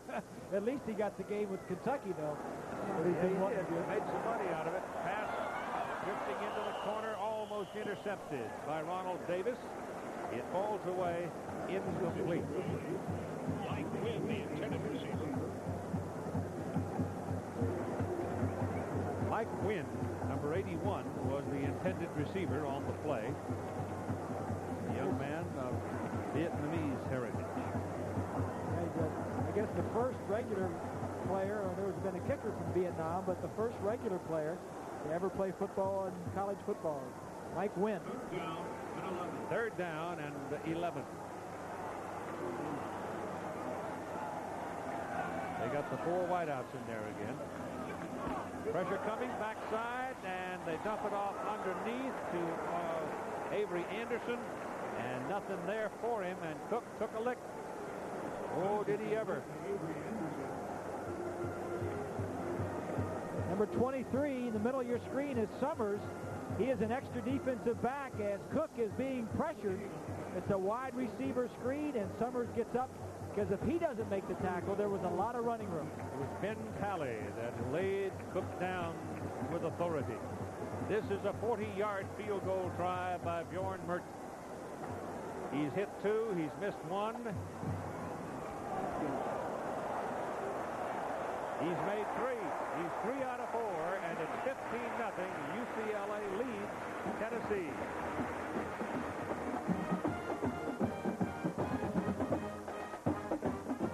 Keith Jackson, Bob Greasy, Lynn Swan here at the Rose Bowl in Pasadena. UCLA 15-0 over Tennessee, and I think we're going to see Brandon Stewart coming in, making his first appearance at quarterback as Coach Phil Fulmer starts the search for the successor to Jerry Colquitt. Kendrick Jones joins Nilo Silva as a kick returner now with Billy Williams banged up. 15-yard line at Sylvan. Caught. Bruins hang on to him up around the 28-yard line. That's where Tennessee would go to work. And here comes Brandon Stewart out of Stephenville, Texas. Now, he's a true freshman for UT fans that may not know all this. No, it's Hilton. They changed their mind. They had Stewart up there, and he was talking, and all of a sudden Helton comes racing out on the field. Helton had his helmet off. He was slapping Stewart on the back, saying, all right, go get him. And at the last minute, they changed their mind. So Aaron Hayden is now in the backfield, will be the deep back for Tennessee, along with Mose Phillips. As they come up. Helton at quarterback. Aaron Hayden, who has had arthroscopy himself, has the ball here, trying to cut back inside, and that is real good defensive football right there by UCLA. The man who did it was Philip Ward. Now here's John again. Keith, the Fighting Irish and the Wildcats, and Ron Powless is having a great coming out party.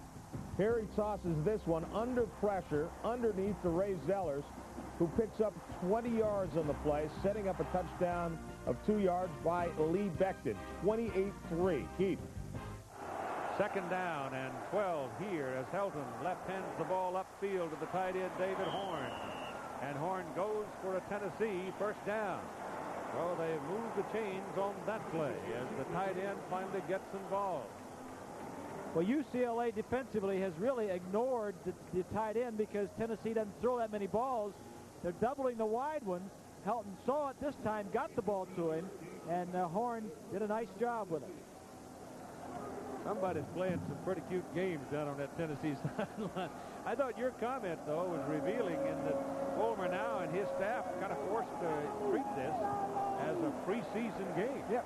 They go looking for a quarterback. Well, the other thing that they're doing is that they're giving up the redshirt year of Peyton Manning, which he's already played, and Stewart almost gave up his rest. Both Manning and Stewart are true freshmen. They've been in camp for 3 weeks. Manning has already played, and Stewart almost played. There's Stewart, number 6. And Fulmer needs to find somebody. One of these 3. They only have 3 quarterbacks left on the roster that can handle the chores for the Vols this year. Billy Williams is out there on the field again, sore leg and all. It is second down and 10. The ball is at the 42. They're giving him something to think about now. There's about 9 guys up right near the line of scrimmage. He throws it, and he cannot hook up with Williams. Williams out there covered by Teddy Lawrence, number 2. It was the opening play of the ball game when Williams went deep on a bomb, and Teddy Lawrence ran right with him step for step and was right in his face when the ball arrived, and it was on that play way downfield that Billy Williams suffered the injury. He just came down wrong on his ankle and twisted it and strained something in his ankle or lower leg. It's got to be stiff on him right now. It is third down and 10. Out of the shotgun. Throws quickly. Goes down hard. He took a wallop from number 23, Donnie Edwards. Edwards just ripped him one. Right here, they got the blitz coming. When you got somebody in there that really may not know exactly what they're doing, uncovered. Nobody's blocking on him. He gets in there free and does a nice job of getting his hands up. Helton saw it, but couldn't get the ball past him. And Hutton is back in to punt. 6th of the day. This is a very good punt.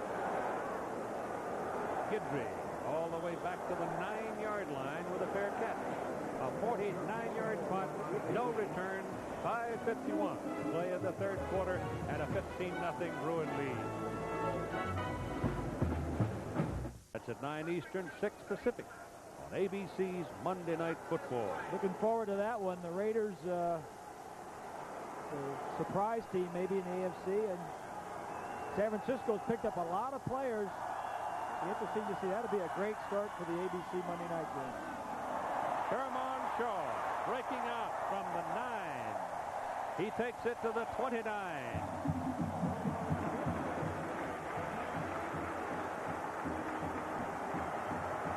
Well, right from behind the defense. Good blocking up front. Gallion is 93. UCLA offensively getting their running game going, over 100 yards in the first half. That gets them out of a hole right there. Sherman Shaw with 13 carries, 106 yards in the ball game so far. And UCLA now, as we have a timeout on the field. J.J. Stokes is still out on the field, sore knee and all. His team comfortably ahead. You know, one of the things that, you're always taught when you have a dominant receiver like Stokes, an All-American coming back, is double coverage. And, one of the things I was always taught was they double cover the receiver, go somewhere else. But with Stokes, you can't do that. You have to stay with him. And I'd like to ask Lynn Swan the different things you can do against double coverage to get open. Lynn? Well, certainly you read it and you try and find the open area. But as a team player, you say to yourself, well, we've got Jordan on the other side. We'll go to him and open things up.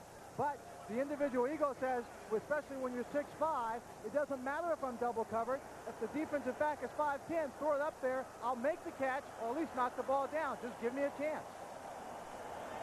Keith? From the 29, Cook looks.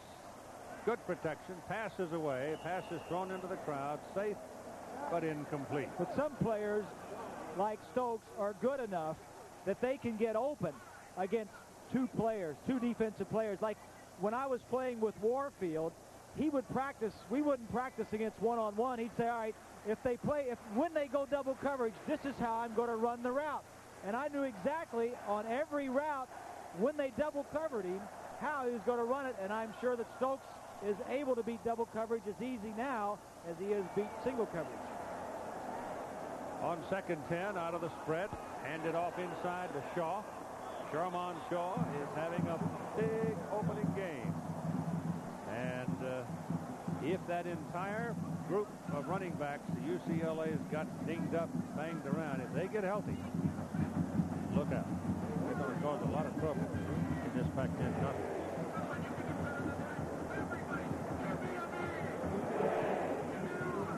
Averaging almost 8 yards per carry. 3rd down. 11. Shaw's got the ball, and the Volunteers cover him well. Davis is over there, number 1, to help take him down. And the kicking team will come in now for the Bruins at 4 minutes and 30 seconds to play in the third quarter, leading 15-0. And Tennessee searching for a quarterback. We'll see who they send this time, and it does not appear that it's going to be Peyton Manning. Stewart, I don't know. We expected him to come the last time. Tennessee may need a spark from their kick return game. It was very good last year. Pretty good kick by Shager. Low line drive type. Here's they're trying to return it. Sean Summers but he can't generate much of a return out of it.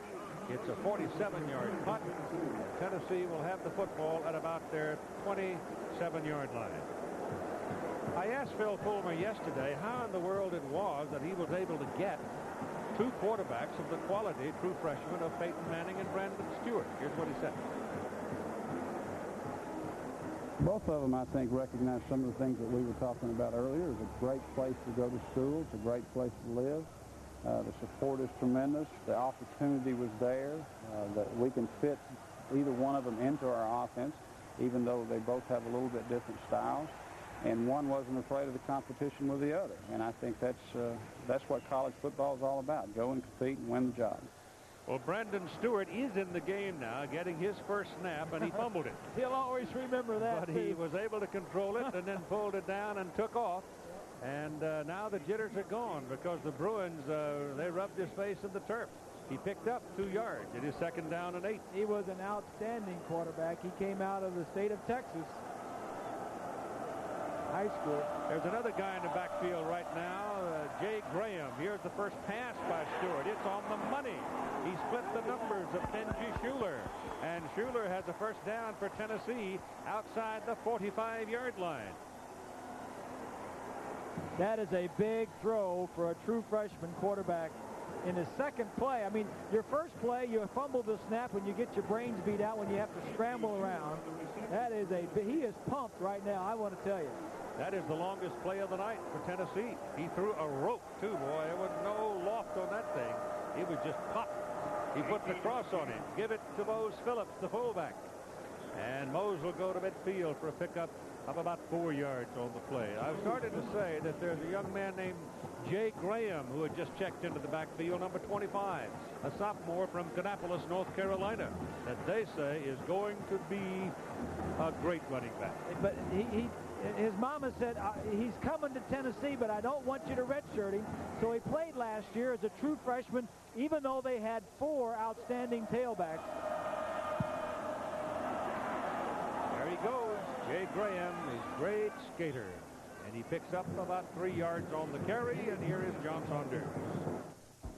Well, Keith, as you know, Heath Schuler decided to come out early, and Tennessee's feeling that heat now. Eric Zier decided to stay in school. Georgia happy because here he hooks up with Hassan Graham for the 2nd time in the game. He has touchdown passes of 72, 37, and 63 yards. Keith. Well, Zier, no question, gives Georgia plenty of offense. What Georgia needs is some stop. They need some defense. The handoff to Graham, and that's going to be a first down. Jay Graham, 6 feet, 206-pound sophomore, and he hits him there with authority. Tomorrow night, after America's Funniest Home Videos, an ABC movie special from the animation wizards of Disney, DuckTales, the movie, a network television premiere. Then Kirstie Alley and John Travolta star in Look Who's Talking To, all tomorrow night here on ABC. There's the time remaining in the 3rd quarter. On 1st and 10, on the Bruins side of the field from the 43-yard line, Brandon Stewart puts it high. Incomplete. Joey Kent almost had a spectacular play, but when he came down, the ball came loose. Joey is 6'1". If he'd have been 6'2", he'd have had the catch. Kent's asking for a break. This is a nice throw, just a tad long, and maybe a little bit inside. The defensive man gets there, and Kent just drops it. But for a freshman playing in his first varsity football game, that was a good throw.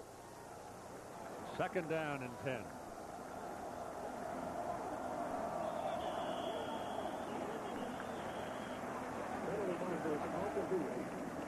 Looked like one of the linemen moved, maybe Smith at guard. Good ball. Ball start. Offense. 5 yards. Repeat 2nd down. Big Jeff shaking his head. He weighs in at 310 out of Decatur, Tennessee. Part of that offensive front.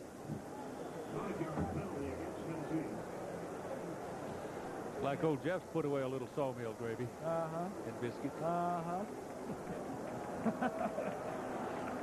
We'll get you to eat it yet. Second down and 15 now as Stewart steps in after the penalty.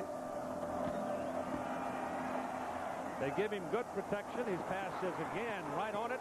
Pass is complete to Kendrick Jones. Jones gets past the marker and has a first down for the Volunteers. So really, for the first time tonight, the Tennessee offense is showing some spark. First down at the UCLA 29. There you see Stewart all the way over to the sideline, getting the play firsthand because he doesn't understand the signals. He doesn't know when they wig-wag the plays in, so he gets to run plays in and what the players are telling him.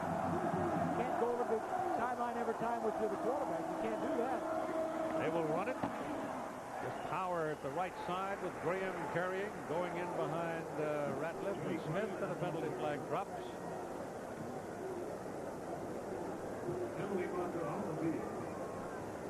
There's Stewart again coming over to get the next play. You wear him out running back and forth. Never had to come back all the way to the sideline to get the play, but this young man is certainly pumped up, and he's got some confidence going now. He's just got to be careful that he doesn't try and throw the ball where he shouldn't. He shouldn't force the ball. He's got some good completions under his belt. He doesn't know the whys and the wherefores. All he knows is who he's going to throw the ball to. I mean, he's only been in Knoxville for 3 weeks. How many plays can you learn in 3 weeks, especially when you have two guys ahead of you like Colquitt and Hilton? Tennessee just got hit with a 15-yard penalty for shot blocking. They're shooting themselves in the foot right now. That's the 7th penalty, and totaling 58 yards under the flag. So here they were down on the 29-yard line with a first down, and bingo, 15 yards, back them up. I mean, that's really putting the freshman in a hole. It'll be second down and 23. It should be first down, shouldn't it? No, it was second down before. Penalty occurred on second down. The down remains the same. First down. Yeah, well, a yard. First down, yeah. All right, first down and 23. Just don't try to pick it all up here on one play.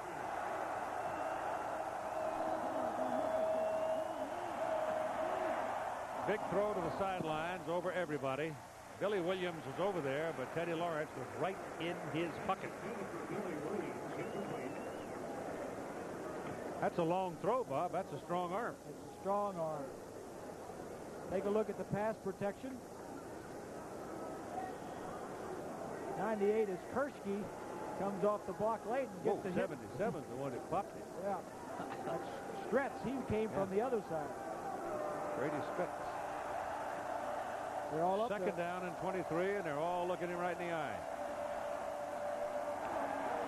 Down the middle, throws a bullet, and the pass is incomplete. Intended for Joey Kent. I mean, this kid throws it. That's a John Elway kind of a pass. He's got a good arm, and what he's doing now, he knows where the routes are. His people are going, but he doesn't know enough defenses to read the defensive secondary. He's coming all the way over to get the next play given to him verbally. We're inside a minute to go in the third quarter, 54 seconds. Harry Donahue having a look. He's in his 50s. I can't believe it. I still remember him. He was a little old skinny kid that showed up on Tommy Prothro's team. Defensive lineman, wasn't he? Yep. Tougher than a doorknob. Stewart takes off. Look at this nifty little move. And gets down to the 31-yard line before they finally take him down. Andy Colbert finally found him. He went all the way across the field. Sort of reminds you of a guy named Schuler from the Carolina Mountains, doesn't it? Well, Schuler struggled some as a freshman also, if you'll remember that. Take a look at what he sees, all right? This is the angle that he sees. A lot of people running around. You see anybody open. So a lot of UCLA defenders.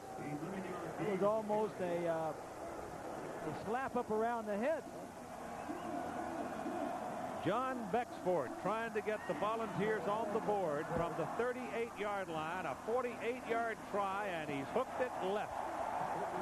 He misses, hooked left from 48, and the Volunteers, who were last shut out September 5, 1981 in Athens, Georgia, 44-0, continue scoreless here in 1994 at the Rose Bowl in Pasadena. Tennessee just needs something to get, they need a kickstart. Bexford is an all-conference place kicker. In fact, he made an All-American team or two last year. Their offense needs some help. And the field goal kicker can give it to him, but he's just missed 2 field goals to the left. Nothing has gone right for the Volunteers here tonight. So the Bruins take over. And it's first down at their own 31. I'll tell you what, the way the Bruins are playing the game, and with Tennessee searching 15-point lead going into the fourth quarter, is big. If it was 14, 13, that'd be different, but it's 15. But at the same time, if you score a couple of touchdowns, if Fulmer can get one of those quarterbacks and go for a 2-point conversion. Third quarter is over, and we'll be back with more between Tennessee and UCLA after this message and the words from our ABC station.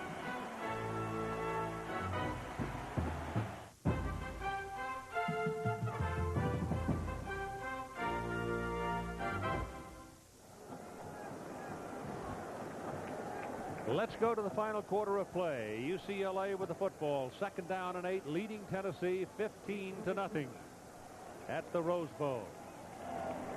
Wayne Cook has had a good night. Sets up and wants to go deep, lets it fly. And it is Kevin Jordan. Makes the catch at the 15-yard line with Deron Jenkins all over him.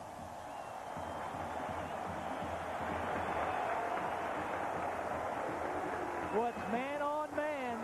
Jenkins is a very good receiver, a defensive back, and a very good receiver is Jordan. Jordan is 6'2", has got some size on him, and makes a nice catch. He's got 5 catches for 137 yards, and J.J. Stokes with a nice bag on his left knee. Likes the play. Cook sets again and sidearms it into the ground, incomplete. That was intended for Avery Anderson, and here's Swanee. Yeah, Keith, as you can see, their All-American wide receiver and Heisman Trophy candidate is out for the rest of this ball game. The knee is just bruised. Certainly not as serious as Jerry Colquitt's injury, but you need this man throughout the entire season. The best thing is keep him out in this last quarter. Let him heal up so he can come back and help the team throughout the season. Keith? They have SMU next, and then they get to go play the Cornhuskers in Lincoln, and they play on turf back there. Stokes finishes the night, 6 catches, 84 yards, and all of them good for first down. 2nd down and 10. Ball at the Tennessee 15. This could be a door slammer for UCLA. This could be a blitz right here, too. Here they come. He got it off. He completed it to Mike Quinn. Mike Quinn fighting to the 5-yard line, and not quite a first down. He won't get the mark.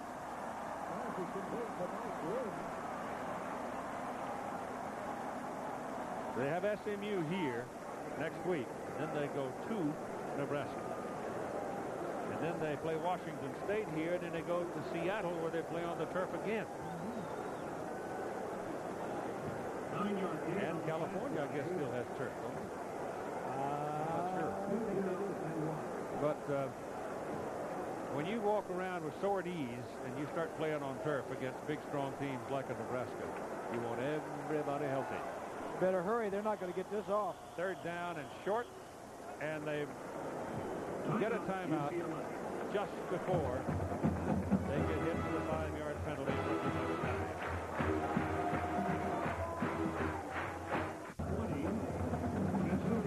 All right, you've got the baby bull backfield in there right now for UCLA. You put James Miller, the number 36, in there, and then you add Ford to it. That's 250 pounds of blocking back. You sort of get the feeling they're going to go right, don't you? Cook looked like he might have changed his mind as he came to the line of scrimmage on 3rd down and very short. They give it to Milliner, and he loses. He lost yardage. They were all screwed up. They never did. When Cook checked off, they were never squared away, and they're going to lose a yard at least. John Emery dove in there and messed it up. caused the loss, and now they're going to go for a field goal. One of the big differences in this game, Keith, has been the field goal kickers. Merton, as we see here, has made 3 field goals, and Bexford has missed a couple that could have possibly gotten something started for Tennessee offensively. Burton, good from 24, good from 45, missed from 44, and good from 40. This will be 23 yards. Tough angle. That's the toughest thing about this kick. It's good. And so at 13 minutes and 6 seconds to play, you can go ahead and relax a little more, JJ. It's 18-0 UCLA. And incidentally, Mark Dellins came in to tell us that he is told, he is the SID at UCLA, that it is a bruised quad more than it is a knee for J.J. Stokes. Tomorrow, the PGA's best will be aiming at the final round of the Greater Milwaukee Open, presented by Sharps. After 3 rounds, Bob Estes is on top. Bobby is at -15. You've got live coverage at 4 Eastern, 3 Central, and Pacific here on ABC Sports tomorrow. Oh, you should see Greasy hit that new driver. You guys in Florida? Yeah. Guys in Florida, just look out. He's coming home with a weapon. Don't be talking like that. Burton will kick off now, and Kendrick Jones will be deep along with Nilo Sylvan. Sylvan is 83, and Jones is 27.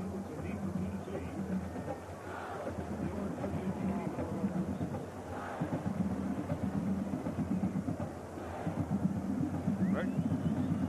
Punt. Sylvan. They stand him up at about the 23-yard line. And 4 field goals in a ball game for Merton is a career high for him. Elton looks like he's coming back as the quarterback now. After Brandon Stewart had a series, Elton returns. Jerry Colquitt, if you just joined us, tore the anterior cruciate ligament in his left knee, and he's gone. There's UCLA scoring drive. They lead 18-0. And you've got James Stewart and Mose Phillips in the backfield now. And run it with Stewart. And he'll move it for about 3 yards. Tennessee losing its quarterback. Go immediately into almost a preseason posture, trying to find somebody to fill the role. And Bill Fulmer, who is well liked. He's a very honest man. He goes straight to his players. He looks them right in the eye, and he said, look, I can just hear it. We got to find somebody to play quarterback. Now, you guys go out, everybody get a chance, go do something about it. That pass almost caught by Joey Kent. Joey's had one of those nights. Should have been caught. Yep, it was off his shoulder pad. That's 3 times tonight that Kent's had a chance to make a spectacular play. But unfortunately, he hasn't made them. He has, however, caught 3 balls for 13 yards. All the attention given to Schuler leaving last year. They also lost the 2 wide receivers from last year, and Kent was counted on to supply some sound receiving from the outside. Not so tonight. The left-hander fires hard, and it is good. It's beyond the 35 to the 37. And it is Courtney Epps, who is a redshirt freshman from Dallas, Texas.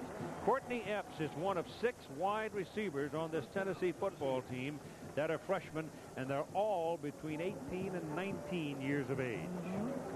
All teenagers. And they've all set records in their respective states. And they're big people. Throws it again. This one down the middle, and the pass is complete to the UCLA 46, and this time Joey Kent makes the catch. Tennessee has had a history of good receivers. They've called it wide receiver university. 7 were drafted in the first round of the National Football League, the last being Alvin Harper. Well, they've put 14 first-rounders in the NFL since 1984, and 7 of them wide receivers. Yeah, overall, 7 wide receivers. Elton back. Gets some pressure, throws underneath to Stewart. Stewart gets a screen going. He pounds along to the 30, inside to the 29. Now the Tennessee offense is moving. And here's John Saunders. Syracuse trying to mount a comeback against Oklahoma. 2nd and goal. Kevin Mason takes it around 7 yards for the touchdown. Now just a 6-point contest. Keith. Pretty good scuffle. It is first down, Tennessee at the UCLA 29-yard line, and Aaron Hayden now is in the backfield, and Helton will give it on a reverse. They've got the screen set up over there, the blocking working well, and here comes Nilo Sylvan all the way to the corner and out of bounds at the 2-yard line. Great run by Sylvan. Somebody got a block.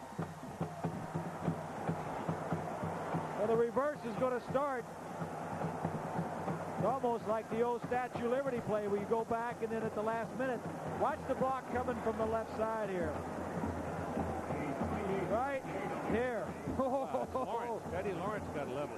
Lawrence got level, but get the number of that truck.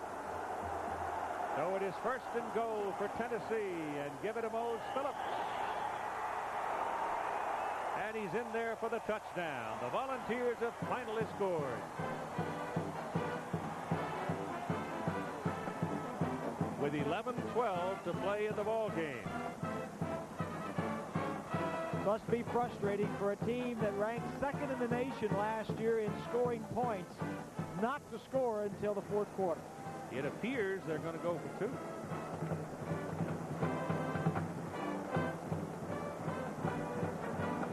Hilton is in there, so Todd Helton, number 2, the baseball player, who still fancies himself as quite a football player, and he's beginning to show it. Straight back, throw it in a hurry, inside dive, Billy Williams. It is 8 points for Tennessee, and now it's a 10-point lead for UCLA. Every team has a chart, Keith, that tells you if you're down by so many points, what to go for. And if you're down by 18, it's go for 2. If you make, then you'll only be down by 10.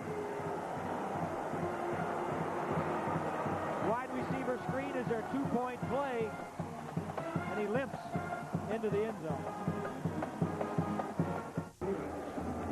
Todd Helton, who just took the Volunteers down the field for a scoring march and put them on the board with a 2-point conversion, 76-yard drive, talking on the telephone, getting the information for the next possession.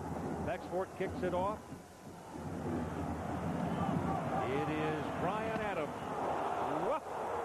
The folks are starting to fly around a little bit now as Adams is taken down at the 16-yard line. There is some hitting going on in this game now. Greg Johnson. No turnovers so far today by either team, and that in itself is quite remarkable. That was one of the things that we were looking for, was the mistakes on both sides. No turnovers. UCLA defensively led the nation in takeaways last year with 39. Tennessee man jarred as a result of the collision on that kick coverage. Wayne Cook comes back, gives to Shaw. Tennessee defense now starting to come alive. Shaw's taken down behind the line of scrimmage for a loss of 2 yards. It'll be 2nd down and 12. Jesse Sanders is the man who made that hit. He is a junior from Sebring, Florida. Arizona State and Oregon State having at it. Oregon State, of course, one of the few teams in the country running the wishbone. Jerry Pettibone running it up there, and may surprise some folks this year.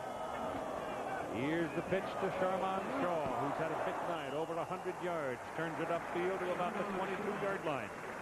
Brought down by Jason Parker, the junior out of Garland, Texas. Always interesting to look at what San Jose is doing, because old friend John Ralston is the coach there. John went away to the pros and off to a number of other things and giving advice to the world, and now he's come back to coach again. Yes. San Diego State 56-7 in the 3rd quarter over Navy. Ted Polner is the new coach at San Diego State.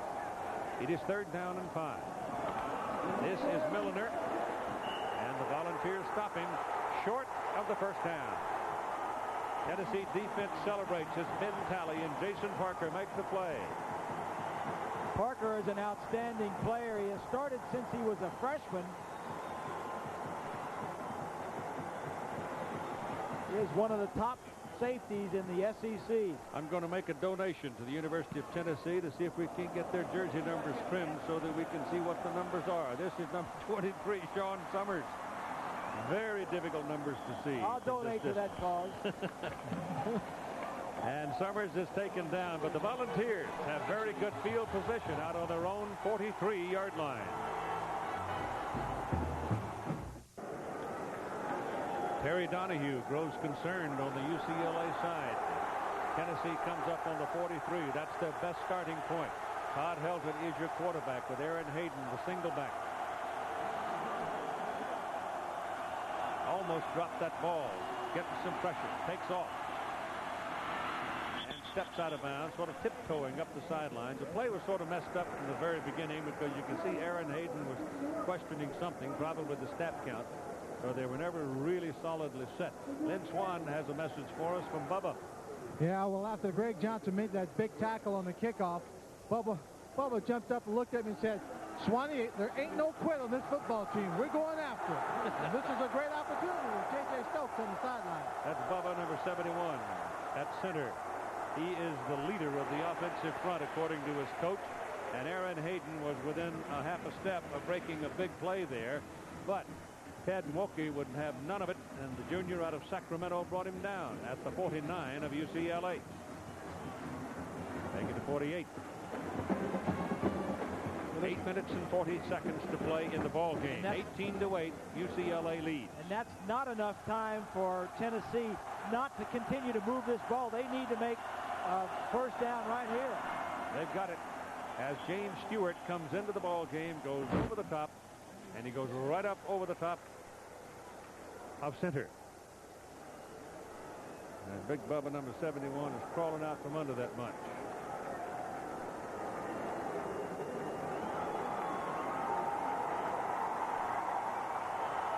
So the Volunteers first down at the UCLA 46. And this one, the Volunteers get one in the end zone, and we'll have a white knuckler. Case is leaving. George Case leaves the nose guard position for UCLA. Helton's pass is drilled, and the pass is completed at the 40-yard line. And the caught by David Horn, the tight end. Those are the games we have for you next Saturday here on ABC's College Football. 3:30 Eastern, 12:30 Pacific.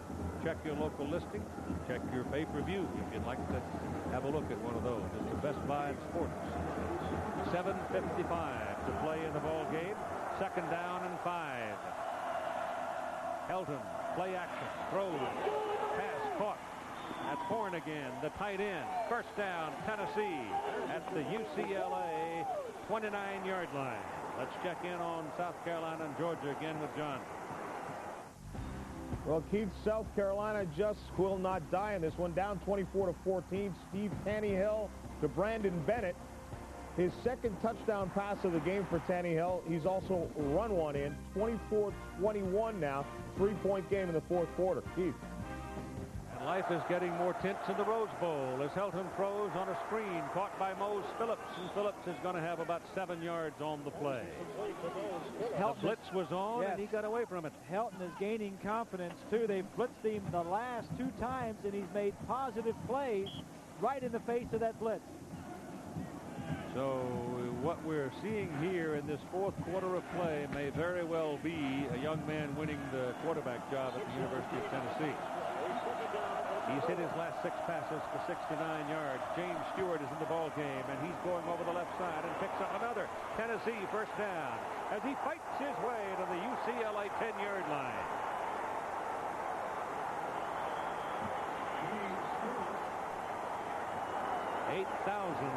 Volunteer fans came for the game.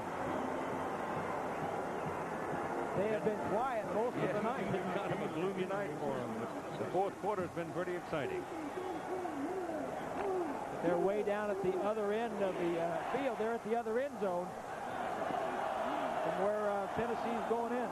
Helton rolls it out. Stewart's in front of him. Helton throws. Oh my gosh, it's a touchdown, Tennessee. I don't know how in the world Courtney Epps got the ball. It had to go right through the arms of the Bruin defender. I thought it was going to be picked off, but it works for a touchdown.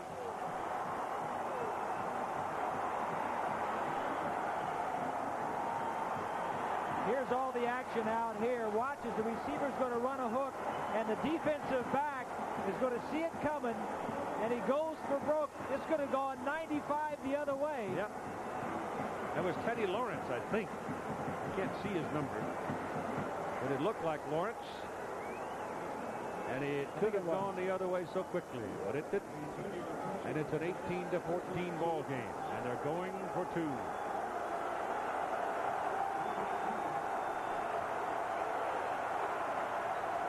Helton's pass, good. Jody Kent, 18-16. It's a 2-point ball game.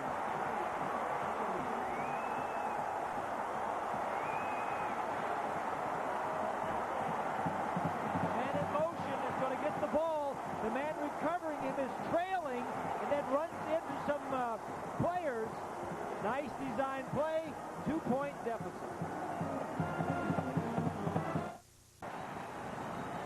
John Bexford will kick off for Tennessee. The scoring drive reflected there. Helton has hit 7 consecutive passes. What is it, Bob? UCLA letting down after an 18-0 lead? Or is it Tennessee just catching fire? A little of both. I think UCLA was lulled to sleep by the lack of incentive and knowing that the other team had lost all their quarterbacks.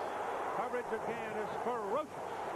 Ryan Adams is taken down by Sean Summers in a blistering tackle at the 17-yard line. I think UCLA just said, well, I mean, they've got their quarterbacks hurt. They're not attacking us. You know, I think they kind of maybe just lulled to sleep. And on the other hand, Tennessee says, well, we're at the last quarter. Let's just go out and give it our best shot. If we make a mistake, if we throw an interception, so what? But let's give it our best shot here at the end. And it's an 18-16 ball game with Darren Washington and Sherman Shaw in the backfield now for UCLA. Let's see if they can generate some pressure of their own as Wayne Cook throws. And he had a man wide open, and the pass sails incomplete, intended for Josh Eby. To look at the scoring by quarters, and at the beginning of this quarter, when it was 18-0, and I said something to the fact that this one may not be over yet, I got a strange look from my partner here, and a laugh or something, some weird thing out of my earphone from our producer, Bob Goodrich, in the truck. And now I want to know where we are here. They're all jumping on the bandwagon. Oh. You're supposed to know this. Yes. Second down and 10. Cook with very good protection. Drills the pass to Kevin Jordan. First down, UCLA up at the 32-yard line. But it is the psyche of a football player. Like UCLA now says, all right, they were just, offensively, they were just playing not to make any mistake. Now they know that they've got to go out and do something, and now they're moving the ball. And they get a little more real estate behind them as well. Jordan has caught 6 balls now for 152 yards. All of them good for first downs and 1 touchdown. Little delay. Sherman Shaw breaks out of the pack. Gets another first down as he reaches the 46-yard line.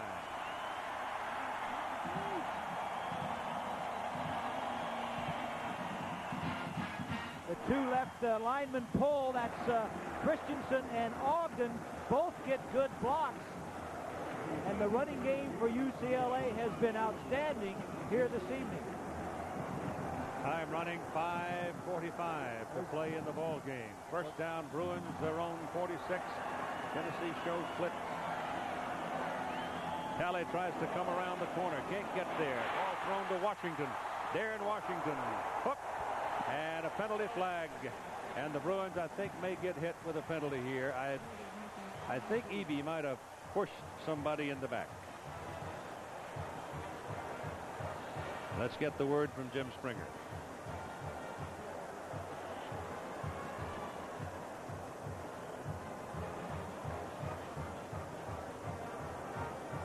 Yep. It's against the Bruins. That hurts them.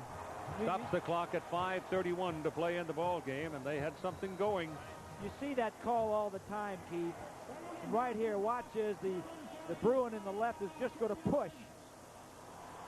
Now, that if they would have, that used to be called clipping, but clipping now is only if they hit him below the waist. If they push him above the waist or hit him above the waist, they call it a push in the back. So it backs him up.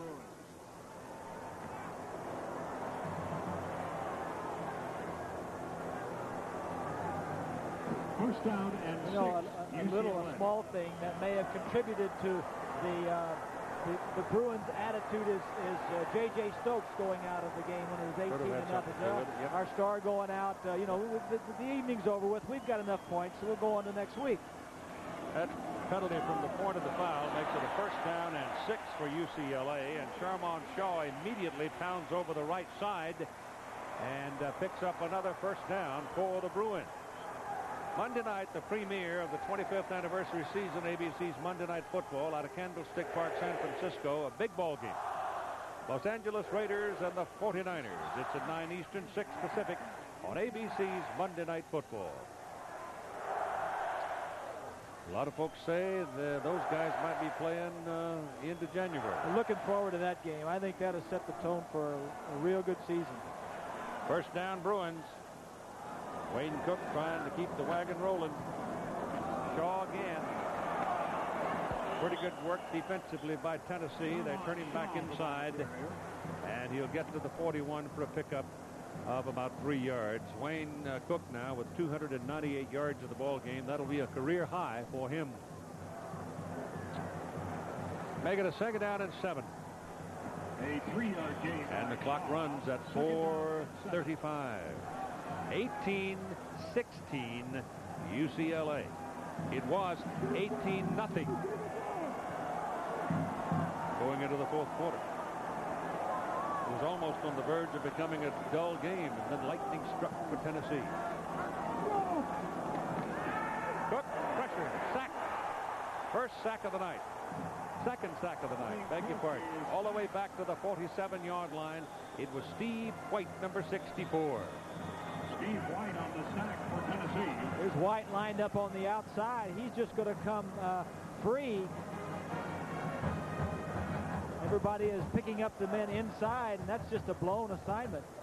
A 5-yard loss on the play. Volunteers have a man shaken on the play, and they will take a timeout here. I'm not sure if he's shaken up or just bone tired, and he's not coming out of the game. So they just wanted time to talk about the defensive philosophy here with 4 minutes and 6 seconds to play in the ball game, with the Bruins leading by 2, 18-16. It'll be third down and 12 when time is back in. College football on ABC Sports being brought to you by Zima, a unique alcohol beverage. Delta Faucet Company. Delta, the way water is brought to life. Kellogg's, with good taste, nutrition, and value. The best to you each morning from Kellogg's. And Hitachi. Hitachi makes over 20,000 innovative products. Tennessee now getting themselves in a position where they have to gamble on defense. And, of course, with a seasoned senior quarterback like a Cook, they can burn you. Well, on this down, Tennessee just needs to stop them. 3rd and 12, and that'll force UCLA to punt the ball away. They have not come back with J.J. Stokes. He has not returned. Syracuse has gone ahead of Oklahoma. Oklahoma looked like they had that one put away in the armoire, but it got loose. Kind of tough to win up there in the Carrier Dome. It is. It's a whole different environment.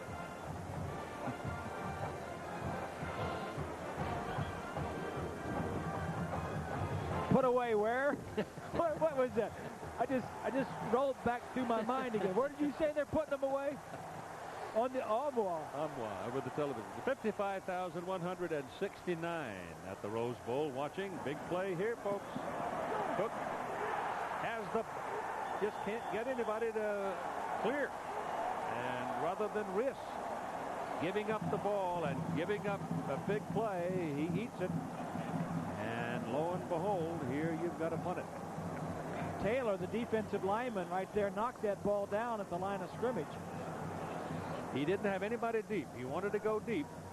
Now watch, he'll let it go, and he's looking to a short man inside, and never got there. Knocked it right back at him, and Cook caught it. Yeah, but that's... you don't want to catch those balls when they come back at you. No. Your body will get abused. Yes. Cook, however, will get a reception. Yes. In the record book. He will.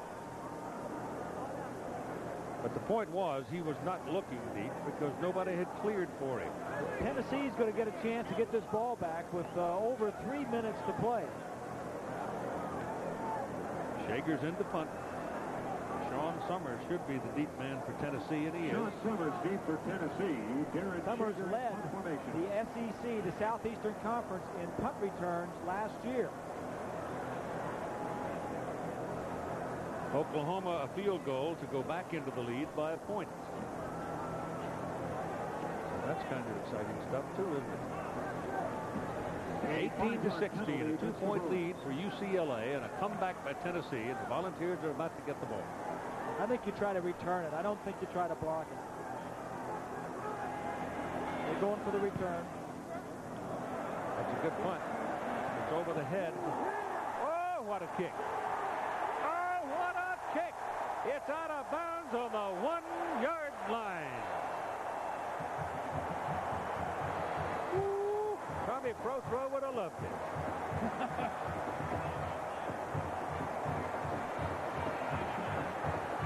So would Bob Leland.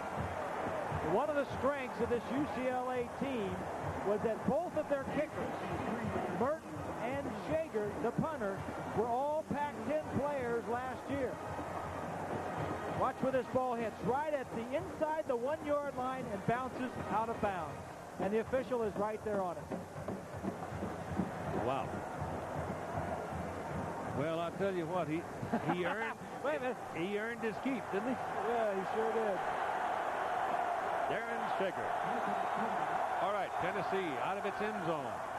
Helton throws, loops it out, and quickly Mose Phillips is going to get a first down for him out around the 12. Nice call by David Cutcliffe. Fake the play action, throw to your fullback who caught a lot of balls last year. Helton is looking very good running this offense. He just took over in the fourth quarter, and there was magic. There's been magic ever since for it.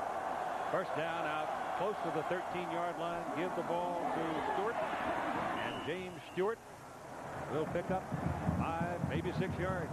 There's good go news. Inside 3 minutes. Good news and bad news for Tennessee now. They're down by 2. They have an outstanding field goal kicker in Bexford. In fact, he was all Southeastern Conference last year. The bad news is he's missed 2 field goals here tonight. Yeah, well, I'll have to tell you something about him in a minute. Helton is back throwing. Takes off for the marker. Oh, how about that? They've already lost one quarterback tonight, and this one goes airborne and out of bounds at about the 24-yard line, and they'll move the chains again. And here's John Saunders. Keith, Syracuse had just taken the lead over Oklahoma. On the next series, they set up Scott Blanton for the field goal from 48 yards, his third of the game, and Oklahoma pulls it out in the final seconds. Todd Helton's pass to the sidelines is incomplete, intended for Joey Kent. Now about Bexford. In his career at Tennessee so far, he says he has never been able to kick a field goal to win a game. Today, he may get his chance. He's never had the opportunity. Never had the opportunity to kick the field goal to win the game. Well, he hopes he gets the opportunity here today. Ball is on the 24, second down and 10.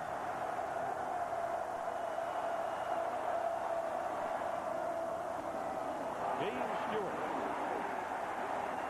Bruin defense now tightening up a bit. Couple of yards on the carry. They're looking at 3rd and long. Clock running, 2:15 to play. Can't call too many running plays in this situation, and the quarterback. Helton getting some pressure. Passes, intercept. Donnie Edwards, number 23.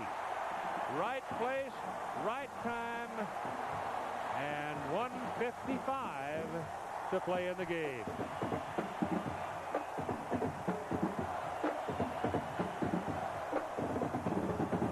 So we told you a few minutes ago this has been a game without turnovers, and then suddenly there it is. Just going to say that the quarterback needs to know that every play doesn't have to be a positive play, just not a negative play.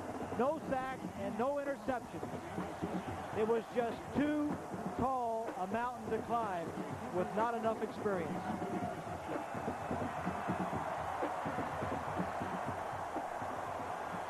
So Donnie Edwards makes a huge play, and Sherman Shaw and Darren Washington now line up in the UCLA backfield, and you know the Bruins now will try to run out that clock. Whoa!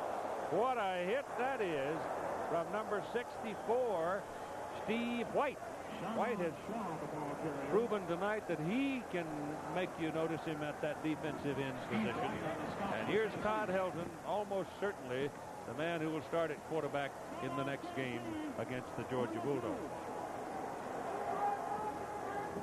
Timeout, Tennessee.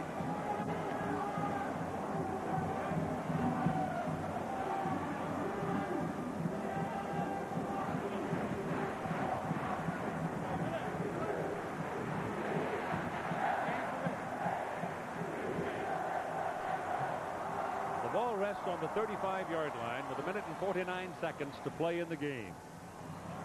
UCLA has been without J.J. Stokes for the fourth quarter. We're told it's a bruised quad. We saw him with an ice bag. It looked like it was more in the knee area.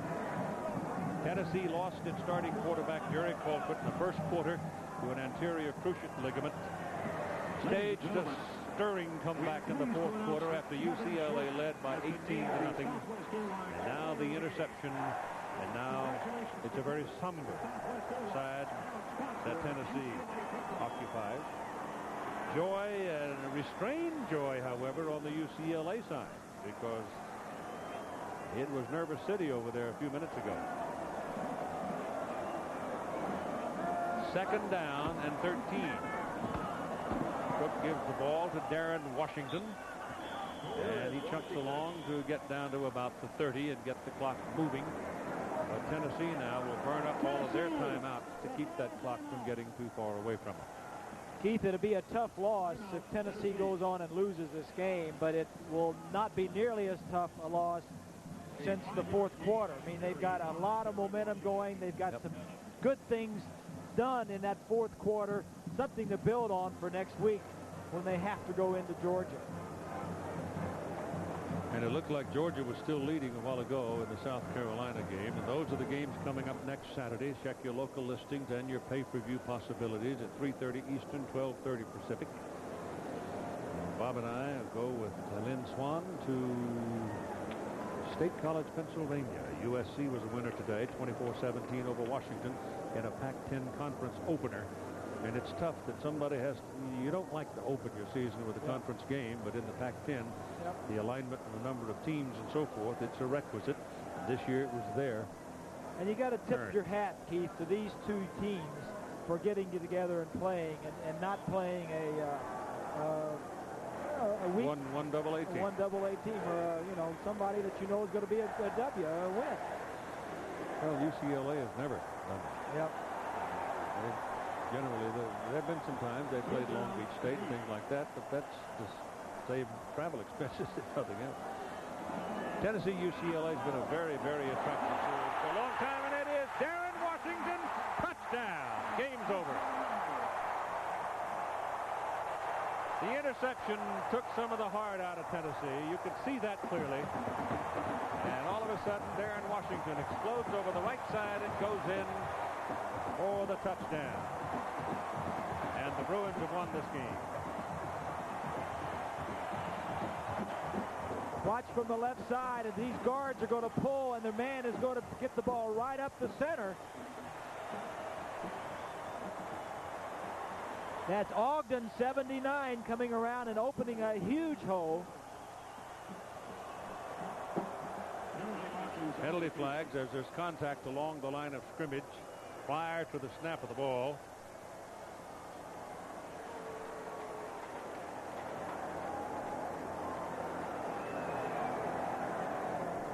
UCLA's backing up, so somebody must have moved. Did against the Bruins. Shouldn't bother Merton, however. 24-16 with 1:34 to play. The extra point conversion will make it a 9-point ball game.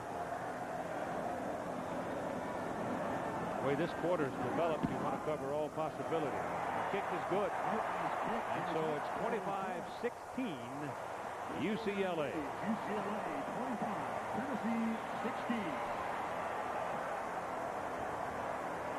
Go back and take a look at this 79 and 62, the left side there. Christensen is 62, 79 is Ogden. Christensen gets a good block, a huge hole inside the right side of the line. Flanagan and Sinkson also doing a nice job.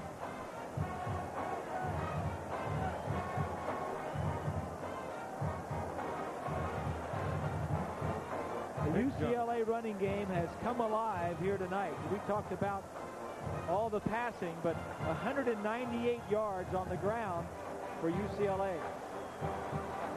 295 yards through the air. It's almost 500 yards of total offense. So the Volunteers come in loaded with optimism. The fate dealt them a bad hand at the very outset of this ball game. UCLA, on the other hand, was not sure of exactly what they had, but it seems that they've got enough to build a season on. Georgia wins over South Carolina 24-21. That's the next opponent for the Volunteers. UCLA will have SMU and then a considerable test as they go to Nebraska. Yes, considerable. Ewan Merton kicking off for the Bruins. Billy Williams is back on the field as a kick return man. Sore leg and all. He's a gamer. It's Williams.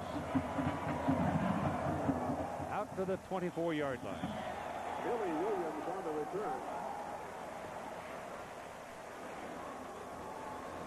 All right. Here's Helton. Randy Sanders sends him in with a slap on the back on the play. Williams, after that run, dreadfully sore leg, I'm sure, has to be helped off the field. Aaron Hayden, single back. UCLA in a crude, pure prevent. I mean, 8 guys are dropping back. Penalty flag thrown about the line of scrimmage here. Let's see what that's about.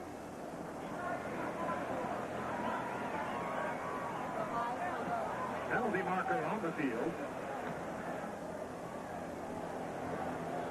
Here's a Tennessee man, Kendrick Jones, who's rolling around. He's shaken up, too.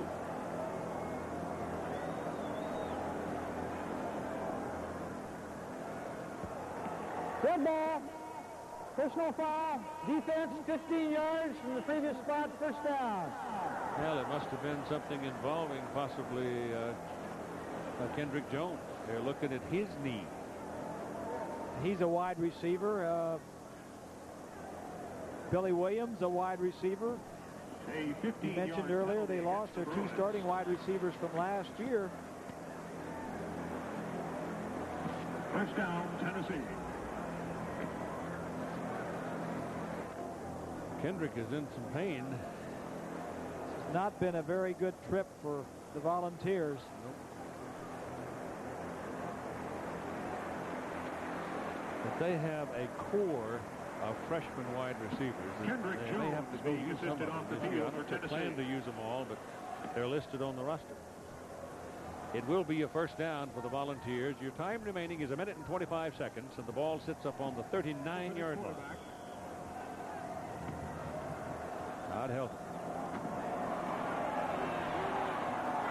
Well, he's past the line of scrimmage now and tiptoes out at the 42. Hilton, the ball carrier. And that stops your clock at 1:19. And it seems like an eternity, probably, for the UCLA faithful. But they do have now a 9-point cushion thanks to that touchdown bolt up the middle by Darren Washington. Carry by Hilton. 2nd down and 7. Helton's pass is completed. Completed up at the 45-yard line of UCLA, make it the 44. So he has really been a dramatic figure on the field in this 4th quarter. Darren Washington's 30-yard touchdown run that really sealed it for the Bruins. Well, and the interception that helped. You know, you never knew what that drive would have turned out to be. Helton ducks away from the pressure, throws, and it is incomplete. Helton has just not had the experience. He hasn't made the mistakes to learn from. He has made mistakes in this game that he's going to learn from, but unfortunately, the game was on the line when he's learning those mistakes. It doesn't get any better. The 2 players behind him are true freshmen, and they've just got their first action of big-time college football here this evening. Helton is 12 out of 26 for 132 yards. Peyton Manning was in for a series. And this is Aaron Hayden. And he pounds along down to the 30-yard line. Tennessee has no more timeouts remaining. They've burned them up. So right now, the pecking order would see, I don't know what it would be. Would it be Helton? Stewart was terrific when he came in. So. I think you got to go with Helton and then Stewart. Stewart seemed to play well some, but he just didn't know enough plays. Who's that? A 14-yard gain on the carry by Aaron Hayden. A lot of Tennessee people have been hurt in this ball game, but this big fella's going to get up all right. It's number 74. It's Jeff Smith. Jeff has been kind of gimpy now for a large part of this second half. He came out early on in the 4th quarter and didn't seem to be whole.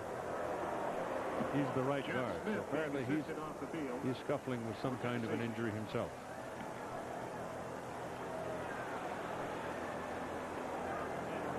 $310-pounder. You could miss him. The guy that replaces him in Trey Peterson. Trey is a mere 270. 52 seconds now. Ball just short of the 30. Helton back.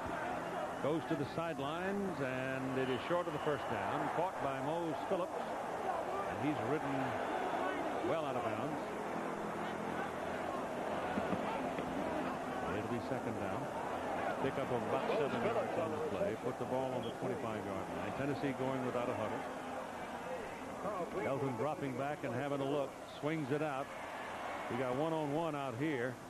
And the deep back Aaron Hayden trying to high step it to the sidelines and get a first down. He didn't get the first down, but he did stop the clock. The clock continues to run, too. That's what all the Tennessee fans are complaining about. Yeah, they owe him about 6 seconds. Yes, they do. The clock continued to run, and Fulmer knows about it, too. There's about 5 or 6, 7 seconds that need to go back on that clock after he ran out of bounds. I'll tell you what, I like Phil Fulmer. I'll tell you what, he looks to me like he's got a pretty good ship flying through the waves to me, because he's in control of it. Nobody knows there's any question about who the boss is, and yet he seems very even-handed. What's he got going through the ship going through the waves? Something like that, I think I know what you're talking about. All on the 25, 3rd down. Ship going through the waves? Well, that's because you're a landlubber. You don't understand those things. Helton throws quickly. Pass is complete. Man is down around the 17. It is good for a first down. There's a penalty flag. The clock is stopped again. You've got 19 seconds now.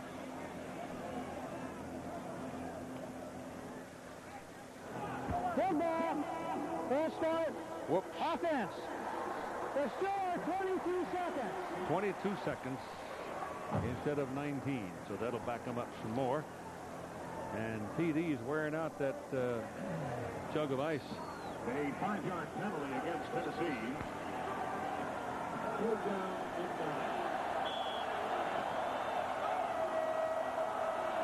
3rd and 9. Helton steps up and lets it go, and there's a penalty flag. And looks like you've got an interference down here in the corner because the side judge threw it. It's a heck of a catch. Joey Kent was down there under the ball. Joey Kent on the reception. And he caught the ball. Now the question is, was he in? Looked like he was in. He's about the inside the 1 yard line if the foul is not against Tennessee. Not against Tennessee. Penalty is declined. It is first and goal, Tennessee.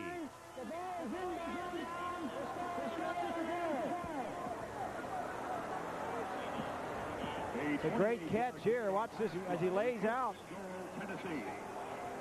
Just short. Kent's dropped some, but he's made some great catches. And onside kick, and look out. Dives in for the touchdown. So Tennessee won't quit. Bubba's right. As Stewart goes over the top. Somebody operating the scoreboard is messing with these Tennessee fans. They just gave UCLA 31 points. First they were keeping the clock running, and then they gave them some more points for UCLA. 25-22 ball game now. And they will go for the single point. Bexford will kick it to make it a 2-point ball game with 10 seconds to play. You know the onside kick is coming. The kick is good. So it is 25-23. You get an onside kick, you get the ball, maybe one quick play out of bounds, and you hope for a long field goal by Bexford. If you're wearing orange and white. This has been some quarter. This is what they call paint swapping, right, Keith? Yep. The big uglies at work right there, boy. Stewart with a big jump. And it's 25-23.